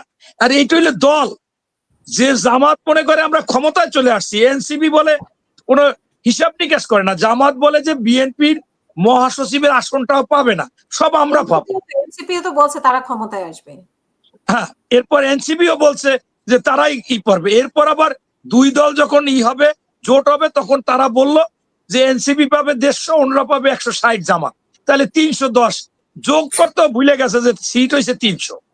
এই যে মনে করেন তারা কি আমাদের এই যেটা বইলে দিল সরকার যে আলাপ আলোচনা করে 7 দিন সময় দিচ্ছে, এইটা কোনো কথা? এইটা আইন, একজন আইনজীবী আছে, উনি তো প্রতিনিয়ত মামলা করে, ওনার কাছে বাদীরাও আসে, বিবাদীরাও আসে। এইরকম যদি আদালতে বইলে দেয় বিচারক যে যাইয়ে মিটমিশা করে আসো 7 দিনে, এইটা একটা কথা? মনির ভাই আপনার অনুমতি নিয়ে জাস্ট 10 সেকেন্ড আমি একটা সাপ্লিমেন্টারি করি। আজকে আসিফ নজরুল তো সরকারের মুখপাত্র বলেছে, বা টোটাল উপদেষ্টা পরিষদ অত্যন্ত দায়িত্ব জ্ঞানহীনতার পরিচয় দিয়েছে। তারা তাদের উপর অর্পিত দায়িত্ব রাজনৈতিক দলগুলোকে দোষ দেওয়ার জন্য একটা একটা মানে আপনার ওসিলা খুঁজছে। কেন তারা জানে না যে এখন সংসদ নির্বাচন ছাড়া কোনো উপায় নাই, সংবিধানে এখন গণভোট নাই, যদি থাকেও, যদি করতেও হয় আগামী সংসদে জুলাই সনদ কেন, আপনার সবকিছুই হবে যদি আমরা সুশাসন পাই। Thank you. এই জন্য আপনি দেখেন যে এখানে যতগুলো আলোচনা হয়েছে তার মধ্যে মাত্র 5টাতে সবাই ঐক্যমত হয়েছে, আর কোনোটায় নোট অফ ডিসেন্ট দিছে। তাইলে আপনি সেইখানে উনরা কিভাবে বলে যেখানে থেকে সেই কথাগুলোকে একে একে আনতে পারে নাই? এই আলী রিয়াজ যদি বুদ্ধিমান হতো, আপনার উনি কাজ করতে হলে কাউন্সিলিং এর কাজ, প্রত্যেকটা বিষয় উত্থাপন করে সুন্দর করে কথা বলতেন, যাতে এই যে তারেক রহমান আমাদের বিভাগের মানুষ থামাই দিছে, আমরা কাঁদছি, এর কিছু বাক্যও যদি ওনারা করতো যে দেশের জন্য, এইটার জন্য, সেই ধরনের। আমাদের 4টে আসন ভেঙে, আমি একটু ফাঁকে বলি, আমাদের নমিনেশন চূড়ান্ত হয়নি, আমাদের আসন তো 4টে ছিল, সেটা ভেঙে 3টে করছে, আর গাজীপুরে একটা দিচ্ছে। ভাই মনির ভাই, ওই যে বিএনপি পন্থী ভালো ছেলে, ভালো লয়ার ব্যারিস্টার জাকির, ওই রিটের হিয়ারিং চলছে, বাগেরহাটে আবার আসন পাবেন ইনশাল্লাহ। এখন ওইটা আমাদের কালকে হিয়ারিং শেষ হয়ে গেছে, আমি প্রত্যেক দিনই ছিলাম, এটা 10 তারিখে আমাদের রায় দিবে। এই জন্য আমাদের 3টা যে সরকার নির্বাচন কমিশন করছে, আর একটা গাজীপুর বাড়াই 6, এই 4টেকে স্থগিত রেখেছে। তারপরও আমি ওই নমিনেশনের কথা কেন বললাম, যে আমাদের ওখানে হিন্দুরা জয়েন করেছে, তাদের প্রতিনিধি সভা আছে 8 তারিখ, তারেক সাহেব চিফ গেস্ট, আমাদের যেহেতু বুঝাইছে উনি যেখানেই করবে সেটা মেনে নিব, সেটাই বলেছি। তাই ওইটা আমি বললাম যে আমাদেরটা এখনো চূড়ান্ত হয়নি, আশাবাদী আমরা, ইনশাল্লাহ তারেক সাহেব যেটা করবে সেটা মানবো, সেখানে আমাকেও দিতে পারে। এখন সেই জন্য ওইটা স্থগিত রেখেছে। তা আমি যেটা বলতে চাচ্ছিলাম যে মাত্র 5টায় ঐক্যমত হয়েছে, আরগুলো হয়নি, সেইখানে কিভাবে এরা আবার তাদের উপর ছেড়ে দেয় যে আপনারা করবেন, এইটা কোনো যুক্তি হতে পারে না। এবং আমি মনে করি, আজকে আমাকে সাংবাদিকরা প্রশ্ন করলো যে ইতিমধ্যে নাকি আসিফ মাহমুদ ঘোষণা দিয়েছে সেই অল্প সময়ের মধ্যেই পদত্যাগ করে নির্বাচন করবে, তাহলে সেই কথা কি কেউ রাখলো? এবং সেখানে যে দুর্নীতি বলেন, ওই এলাকায় প্রচুর বরাদ্দ, বৈষম্য বলেন, একজন বৈষম্য বিরোধী আন্দোলন করে সবকিছু একটা জগা খিচুড়ি। তাই আমি জামাত এবং এনসিপি কে আমি কোনো কিছুই আমি বলতে চাই না, তাদের সম্পর্কে মন্তব্য করতে চাই না। আমি শুধু এই মন্তব্য করতে চাই যে জামাত আপনার 47 সালে যাতে আমাদের এই দেশ না হয়, ওই দেশের পক্ষে হা বলেছিল। আবার 71 সালে এই বাংলাদেশ না হয়, পাকিস্তানের পক্ষে হা বলেছিল। এরপর 52 সালের ভাষা আন্দোলনে শুধু গোলাম আজম আসলেও তিনি পাকিস্তানে গিয়ে আবার মাপ চাইছে যে এটা আমার ভুল হয়ে গেছে, সেই সময়ও এটার বিরোধিতা, মানে উর্দুর পক্ষেই তারা হা ছিল। আমরা গণতান্ত্রিক আন্দোলন যখন করতেছিলাম 86 সালে এরশাদের সাথে গিয়ে এরশাদকে রাখার জন্য হা ছিল। এই যতগুলো হা করেছে, খালেদা জিয়ার কাছেও আসছিল, ক্ষমতায় আসার জন্য হা বলেছে। শেখ হাসিনার সাথে 6 বছর ছিল, ক্ষমতার জন্য হ্যাঁ বলেছে। আবার এই 15 সাল থেকে আমরা তাদেরকে পাই নাই, কোনো না কোনো ভাবে আওয়ামী লীগের সাথে লিয়াজও করেছে। তাই এরা সবসময় এই হাত দিয়া বিপদগ্রস্ত করতে চায়, আমাদের দেশের ক্ষতি করতে চায়। এদের মধ্যে দেশপ্রেম নাই, এরা আমরা স্পষ্টভাবে লক্ষ্য করেছি। সকাল বিকাল কখন বলে, আমি সেদিন একটা টক শোতে বলতেছিলাম যে কিভাবে জামাতের লোকেরা বলে, জামাতের সেক্রেটারি বলতেছে যে আল্লাহ যদি আমাদের ক্ষমতায় আনে আমরা কোরআনের আইন পরিবর্তন করতে পারবো, নাউজুবিল্লাহ। এই কথা বলার পরে আমাকে তারা বলল যে আপনারা এটা দেখাইতে পারবেন? আমি বললাম হ্যাঁ অবশ্যই দেখাইতে পারবো। দেখাইলাম ওনার কথা। এখন এদেরকে জান্নাতে নিতে পারবে, যেটা একেবারে স্পষ্টভাবে আল্লাহর সাথে শরিক করলে এরা মনে করেন কাফের এবং জাহান্নামী। এখন কত কথা বলে, তাদের সুবিধার জন্য যা ইচ্ছে তাই বলে। দেখেন আমাদের কয়েকটা ছেলে নাকি ওনাদের কোরআন শিক্ষায় বাধা দিছে মসজিদে। এখন সেখানে তারা ফতুয়া দিল, একটা জেলা আমির বলল যে ইসলামের কাজে বাধা দিলে এরা কাফের হয়ে যায়। ভালো কথা, তাহলে একটা দুইটা ছেলে হয়ে গেছে। আবার আর একজনে ফতুয়া দিল যে যদি আপনার এই ধানের শীষে ভোট দেওয়া হয় তাহলে জাহান্নামী হয়ে যাবে এবং কাফেরও হয়ে যাবে। এখন আমি আপনাকে মাধ্যমে জনগণকে বলতে চাই যে ওনরা আপনার ধানের শীষ নিয়ে 18 সালে 25 জনে নির্বাচন করছে আমির সহ, তাহলে তো তারা জাহান্নামীও হয়ে গেছে আর কাফেরও হয়ে গেছে। এর আগে তাদেরকে 30টা 35টা আসন 2001 সালে দেওয়া হয়েছে, বাকিগুলো তো আমাদের ধানের শীষে ওই গোলাম আজম সাহেবও করছে, তাহলে তারাও তো এর মধ্যে পড়ছে। আবার বলছে যে ইসলামী কাজে বাধা দিছে, ওনরা লিখিত ভাবে ওনাদের প্যাডে পুলিশকে দিছে, ওইখানে কমিটিকে দিছে এবং ইমামকে দিছে, যিনি আপনার নাজমুল হাসান কাশিমি উত্তরার মসজিদের ইমাম খতিব, তিনি বলছে, কাউকে উদ্দেশ্য করে বলে নাই, বলছে যারা বলে পূজা আর রোজা তাদের তওবা করতে হবে, যারা বলে হযরত মুহাম্মদ সাল্লাল্লাহু আলাইহি ওয়াসাল্লাম আর বিষ্ণু কৃষ্ণ একই কাজ করতো তওবা করতে হবে। এইটার পরে শুক্রবারের আগের দিনই তাকে চিঠি দিছে, এই ধরনের একটা লেখেই দিছে যে এইটা এইখানে মসজিদে বলা যাবে না। তাই এটা তো পুরো ইসলামের কথা, সেইখানে তোমাদের পেড়ে তোমরা নিষেধ করেছো, তাহলে তো তোমরা জামাতি কাফের হয়ে গেছো বা জামাতি একার কাফের, কারণ পেড়ে দিছো তোমাদের জামাতের পেড়ে। অতএব এরা আসলে নিয়ম কানুন মানবে না। মনির ভাই ওই খতিবকে আমরা ধন্যবাদ জানাই, সে কিন্তু চিঠি ছিঁড়ে ফেলে দিয়েছিল। ছিঁড়ে ফেলছে, জি জি জি, এটা আমার বলা উচিত ছিল যে তাকে স্যালুট জানানো উচিত যে সে এটা ছিঁড়ে ফেলাই দিচ্ছে একেবারে মুখের উপর। এই জন্য মনে করেন যে এরকম আপনি চিন্তা করেন, এই সিরাজগঞ্জের জামাতের সেক্রেটারি, নামটা ভুলে গেলাম, আমার কাছে আছে সেভ করা, বক্তব্যটাও আছে, বলছে যে আওয়ামী লীগের নেতা যারা নাকি চলে গেছে তাদের স্ত্রীদের প্রতি ওনাদের হক আছে, নাউজুবিল্লাহ। এখন আমি দেখলাম আপনারা সাংবাদিকরা যে পরিমাণ এই ভিডিও দিচ্ছেন, প্রবাসী যারা আছে তাদের সাথে যেটা ধরা খাইছে, অর্থাৎ যেটা তারা ইচ্ছা করে ধরাই দিছে, এরকমই দেখলাম 30-35, একজনের হিসাব দিলে 41টা। অতএব ওই যে 71 সালে এরা আমাদের মুসলমান হইয়া মুসলমান মা বোনদেরকে তুলে দিছে, নিজেরা ধর্ষণ করেছে, গনিমতের মাল মনে করেছিল, এখনো তো সেইটাই প্রবাসীদের বৌদ্ধত্ব মনে হয় ওনারা গনিমতের মাল মনে করতেছে। জন্য তো আবার অনেক ভালো ভালো প্রপোজালও দিচ্ছে অনেক ক্ষেত্রে, যেমন ওই যে কর্মক্ষমতা কর্মঘণ্টা কমানো, যদিও এটা আমি সাপোর্ট করি না, কিন্তু মানে ওনারা বলেছেন, হয়তো অনেকে সাপোর্ট করতে পারে, যে কর্মঘণ্টা কমিয়ে দেবে, তারপরে এগুলো বলা হচ্ছে।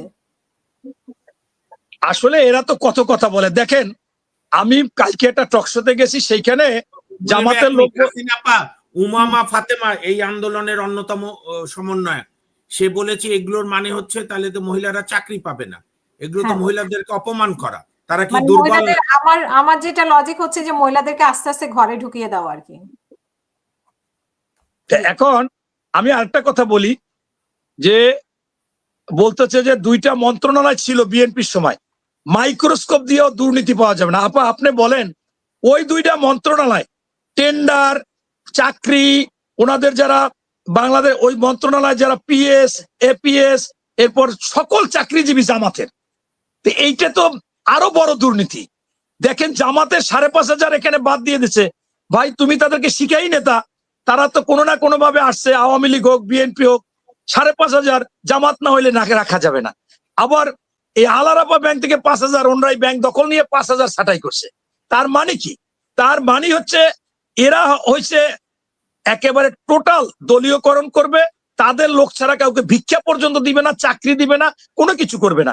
এবং একটা ডাহা মিথ্যা কথা বললো, নির্বাচন কমিশনে আবেদন দেওয়া হয়েছে ইসলামী ব্যাংক, হাসপাতাল, ইসলামী ব্যাংক, ইবনে সিনা, এই প্রতিষ্ঠানগুলো জামাতের লোক, এদেরকে যদি আপনারা নির্বাচনী ডিউটি দেন, সাথে সাথে আপনার এই ওনাদের সেক্রেটারি একেবারে বিবৃতি দিল যে এদের সাথে জামাতের কোনো সম্পর্ক নাই, এইরা আমরা এটা চিনিও না, জানিও না। কত বড় একটা মিথ্যা কথা। আবার কথায় কথায় বলে এখন হলে 56টা দল নিবন্ধিত, বলে বিএনপি ছাড়া কেউ এই পিআর হবে না, এটা চায়, সবাই পিআর চায়, অথচ ওনাদের সাথে মাত্র 6টা-7টা দল। এখন এরা এরকম অহরহ মিথ্যাচার করবে, কৌশল খাটাবে, অপকৌশল খাটাবে, তাদের সুবিধার জন্য যা ইচ্ছে তাই করবে। আমি কালকে একটা ভিডিও দেখলাম, একজন মহিলাদের তালিম করতে আইনে নোয়াখালীতে পিছনে এমপি প্রার্থী বসে আছে। হ্যাঁ, এমন মনে হয় যেন বাদরের মতো পাশা একটু উঁচু করে দেখে তাকাইয়া ভিতরে মহিলারা কি করে। এখন এই পোলাপাড়ায় সে যুবদল, ছাত্রদল, স্বেচ্ছাসেবক দল ধরছে। আপনি এখানে কেন? এখানে ভিতরে মহিলারা তালিম করে, আপনি পিছনে বসে কি দেখেন? ভিডিওটা আছে, আমি সেভ করে রাখছি। এখন উনি বলে যে আপনি চিনেন, আমি এমপি প্রার্থী, আপনাকে ভালোভাবে চিনি। এদের আনছেন তালিম করতে, ওইখানে দেখেন আপনাদের দাঁড়িপাল্লায় ভোট চায় কিনা, এবং চাচ্ছে। আপনি কি দাঁড়িপাল্লার ভোট চান? আবার কালকে আরেকটা দেখলাম, হাই স্কুলে যারা ভোটার না, সেইখানে তাদেরকে পিটি করার সময় দাঁড়া করাইয়া এই দাঁড়িপাল্লায় ভোট দেওয়ার জন্য মানুষ সবাইকে বলবে, আত্মীয় স্বজনকে বলবে, সেইখানে এই প্রার্থী বলতেছে। অতএব এরা আসলে উন্মাদ হয়ে গেছে, পাগল হয়ে গেছে যা কিছু, এবং আবার মনে করতেছে যে ক্ষমতা তাদের হাতে চলে আসছে। তাই আমি মনে করি এই সরকার যেটা বলেছে সেটা সঠিক না। এইখানে কোনো ওই দল দল মিলে এটার সমাধান হবে না। ঐক্যমত তাহলে তো আগেই হয়ে যেত, তাহলে 5টা বাদে আর বাকিগুলো হলো না কেন? সেইখানে এই সরকারের দায়িত্ব নিতে হবে। আমি মামুন মাহবুব ভাই যেটা বলেছেন যে আসলে মানুষের এখন সর্বোপরি একটা নির্বাচন দরকার, নির্বাচিত সরকার ছাড়া কিছু হবে না। আমরা বিএনপি এই সরকারকে সহযোগিতা করব, সহযোগিতা করব, সহযোগিতা করব, করেই যাচ্ছি। এখন ব্যাপারটা দাঁড়াই গেছে কি, ওই একজন গ্রামের মহিলা ঢাকায় আসছে, কাজের মহিলা, এখন ওই বাড়ির যারা আছে যে ফোন আসলে ধৈর্য, রিং বাজছে জোরে, ও ধরছে, ধরার পর বলে হ্যালো, তা ও পিছনে হেলছে, বলে হ্যালো, ও মনে করছে অর্ডার দিতেছে, আরো হেলছে। এখন হেলতে হেলতে একেবারে চলে গেছে একেবারে ওয়ালের সাথে, আর হেলতে পারে না, কষ্ট করে আরো চেষ্টা করতেছে। এখন বলে হ্যালো, আমি আর হেলতে পারতেছি না, আমি হেলতে হেলতে আমার কষ্ট হয়ে যাচ্ছে। এখন মনে করেন বিএনপি কে এরকম একটা অবস্থায় হেলাইছে যে মনে করতেছে আমরা আসলে কিছুই বলতেছি না, ওনরা যা বলতেছে আমরা কিন্তু সেইটা কাজ করতেছি, পূর্ণ সহযোগিতা করতেছি। বরঞ্চ এনসিপি জামাত সহযোগিতা করে না। শুরুতে তারা পোস্টিং নিচে, সকল কিছু দখল নিচ্ছে, প্রশাসন দখল নিচ্ছে, বিশ্ববিদ্যালয় নিচে, আপনার মেডিকেল নিচে, ব্যাংক নিচে, এবং চান্দা নিচে, ডোনেশনের নামে এখান থেকে বদলি করে হাজার হাজার কোটি টাকা নিচে। আমরা কিছু বলি নাই যে নির্বাচন হয়ে যাবে, অসুবিধা নাই, তাদের কথা সাপোর্ট দিচ্ছে, অসুবিধা নাই। কিন্তু এখন কি হচ্ছে? এখন কিন্তু তারাই আবার নির্বাচন কমিশনকে বিতর্কিত করতেছে, সেনাবাহিনীকে বিতর্কিত করতেছে, এই সরকারকে বিতর্কিত করতেছে। আব্দুল্লাহ তাহের বলে তার কাছে রেকর্ড আছে, তাহলে উনি কি রেকর্ডের কাজ করে? উনি এই কথা বলে, ওনাকে তো এখনই গোয়েন্দা সংস্থা থেকে এই রাষ্ট্রদ্রোহী কাজের জন্য তাকে গ্রেফতার করা উচিত। উনি কি সেইটার দায়িত্বে? অনেক সব রেকর্ড নাকি উপদেষ্টাদের আছে, অমুকের আছে, তমুকের আছে, সেটা আবার বলে যে আমার কাছে উপদেষ্টারা এসে বসে থাকে, আমার অবস্থান আগের চাইতে ভালো, এটা আবার সাংবাদিকদের বলে। কি লজ্জাজনক। আবার বলে যে বিদেশি এই আসতেছে, রাষ্ট্রদূত আসতেছে, তারা আমার সাথে দেখা করে, মেয়েদের ছবিগুলো আপনি ছাড়ি না আমি, কারণ ওগুলা মেয়েদের ছবিগুলো ছাড়ি না, কারণ আপনারা অন্য কিছু মনে করবেন। মহিলা রাষ্ট্রদূত আসে, মহিলা কূটনৈতিক আসে, মানে অর্থাৎ জামাত এখন বাংলাদেশে মানে সবচেয়ে একটা অবস্থায় আছে, এটাও বুঝাচ্ছে। তাই সর্বসাকুল্যে আমি বলবো, ইউনূস সরকার সাহেব একজন বিজ্ঞ লোক, তার উচিত হবে তার এখানে যদি সে স্বনামধন্য থাকতে চায়, বিশ্বের কাছে মান থাকতে চায়, অবশ্যই এই নির্বাচনটা করতে হবে। এবং এই নির্বাচনের দিন যেহেতু বিএনপি বলেছে, সেই দিন গণভোট হলে হোক, নতুবা প্রত্যেকটা দল তাদের ম্যানিফেস্টো বলবে, যেটা মামুন মাহবুব ভাই বলছে, যে আমরা এইগুলোতে আমরা সম্মত হয়েছি, এইগুলো আমরা এই ধরনের আপত্তি দিচ্ছি, আপনারা আমাদেরকে যদি ভোট দেন এটা বুঝা আমরা এইগুলো পরিবর্তন করব বা এইটা এরকম করব। এইটাই তো আসলে উচিত, সেইটাই করা উচিত, এইটাই তো মানুষের অধিকার, এইটাই তো মানুষের গণতান্ত্রিক অধিকার, এইটাই তো তাদের বাক স্বাধীনতা, এইটাই তো তার কথা, সেইটা কেন হবে না? এবং সর্বসাকুল্যের শেষ কথাটা এইভাবে আমি বলতে চাচ্ছি যে যেহেতু 56টা দল নিবন্ধিত, ওনাদের সাথে 60টা দল আছে, তাহলে এখনো 49টা দল ইনশাল্লাহ বিএনপির সাথে আছে। সেই ভোটও যদি হয় যে দল হিসেবে, তাইলেও তো তাদের অস্তিত্ব থাকে না। ধন্যবাদ। অসংখ্য ধন্যবাদ আমাদের সাথে যুক্ত হওয়ার জন্য বা বক্তব্য রাখার জন্য। আমরা শেষ করবো সৈয়দ মামুন মাহবুব, আপনার শেষ বক্তব্য আজকের অনুষ্ঠানের জন্য প্লিজ। আমার শেষ বক্তব্য হচ্ছে আমাদের তত্ত্বাবধায়ক সরকার প্রধান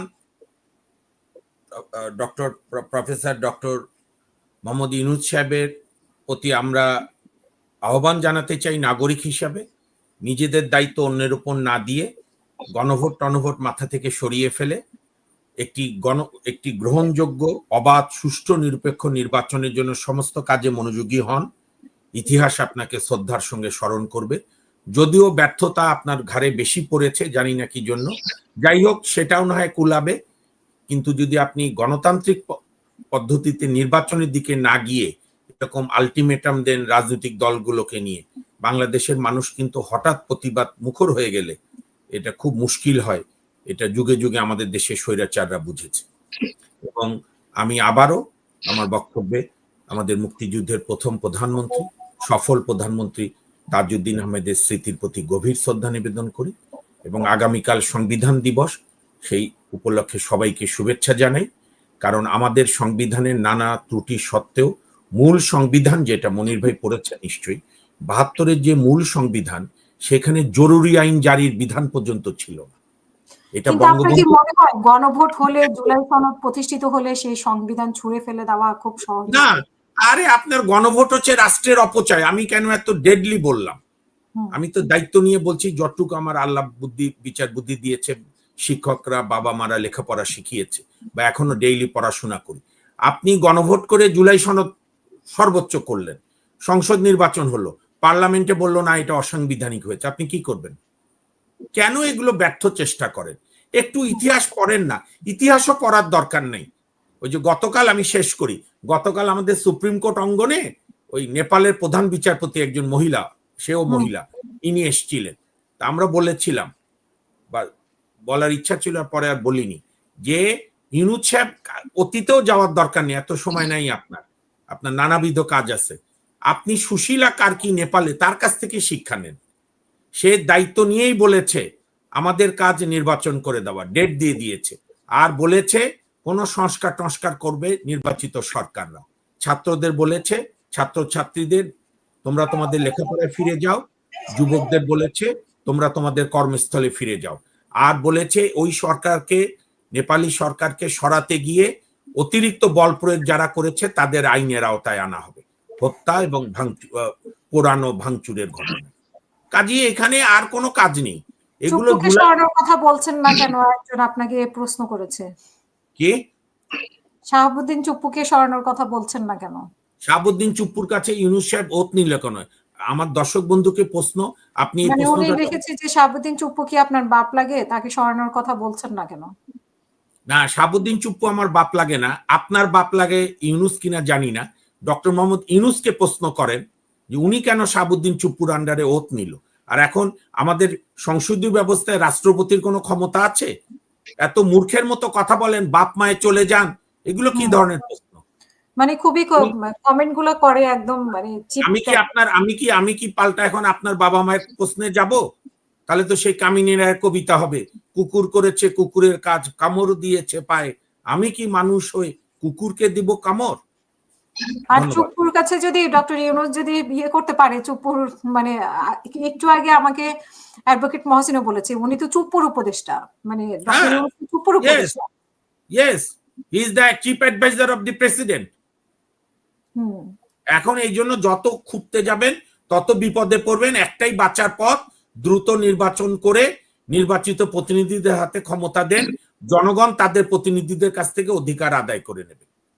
জি, ডক্টর কাজী মনিরুজ্জামান শেষ করবেন প্লিজ। যে আমি আমার সন্তানকে নিয়ে দশ সন্তানকে নিয়ে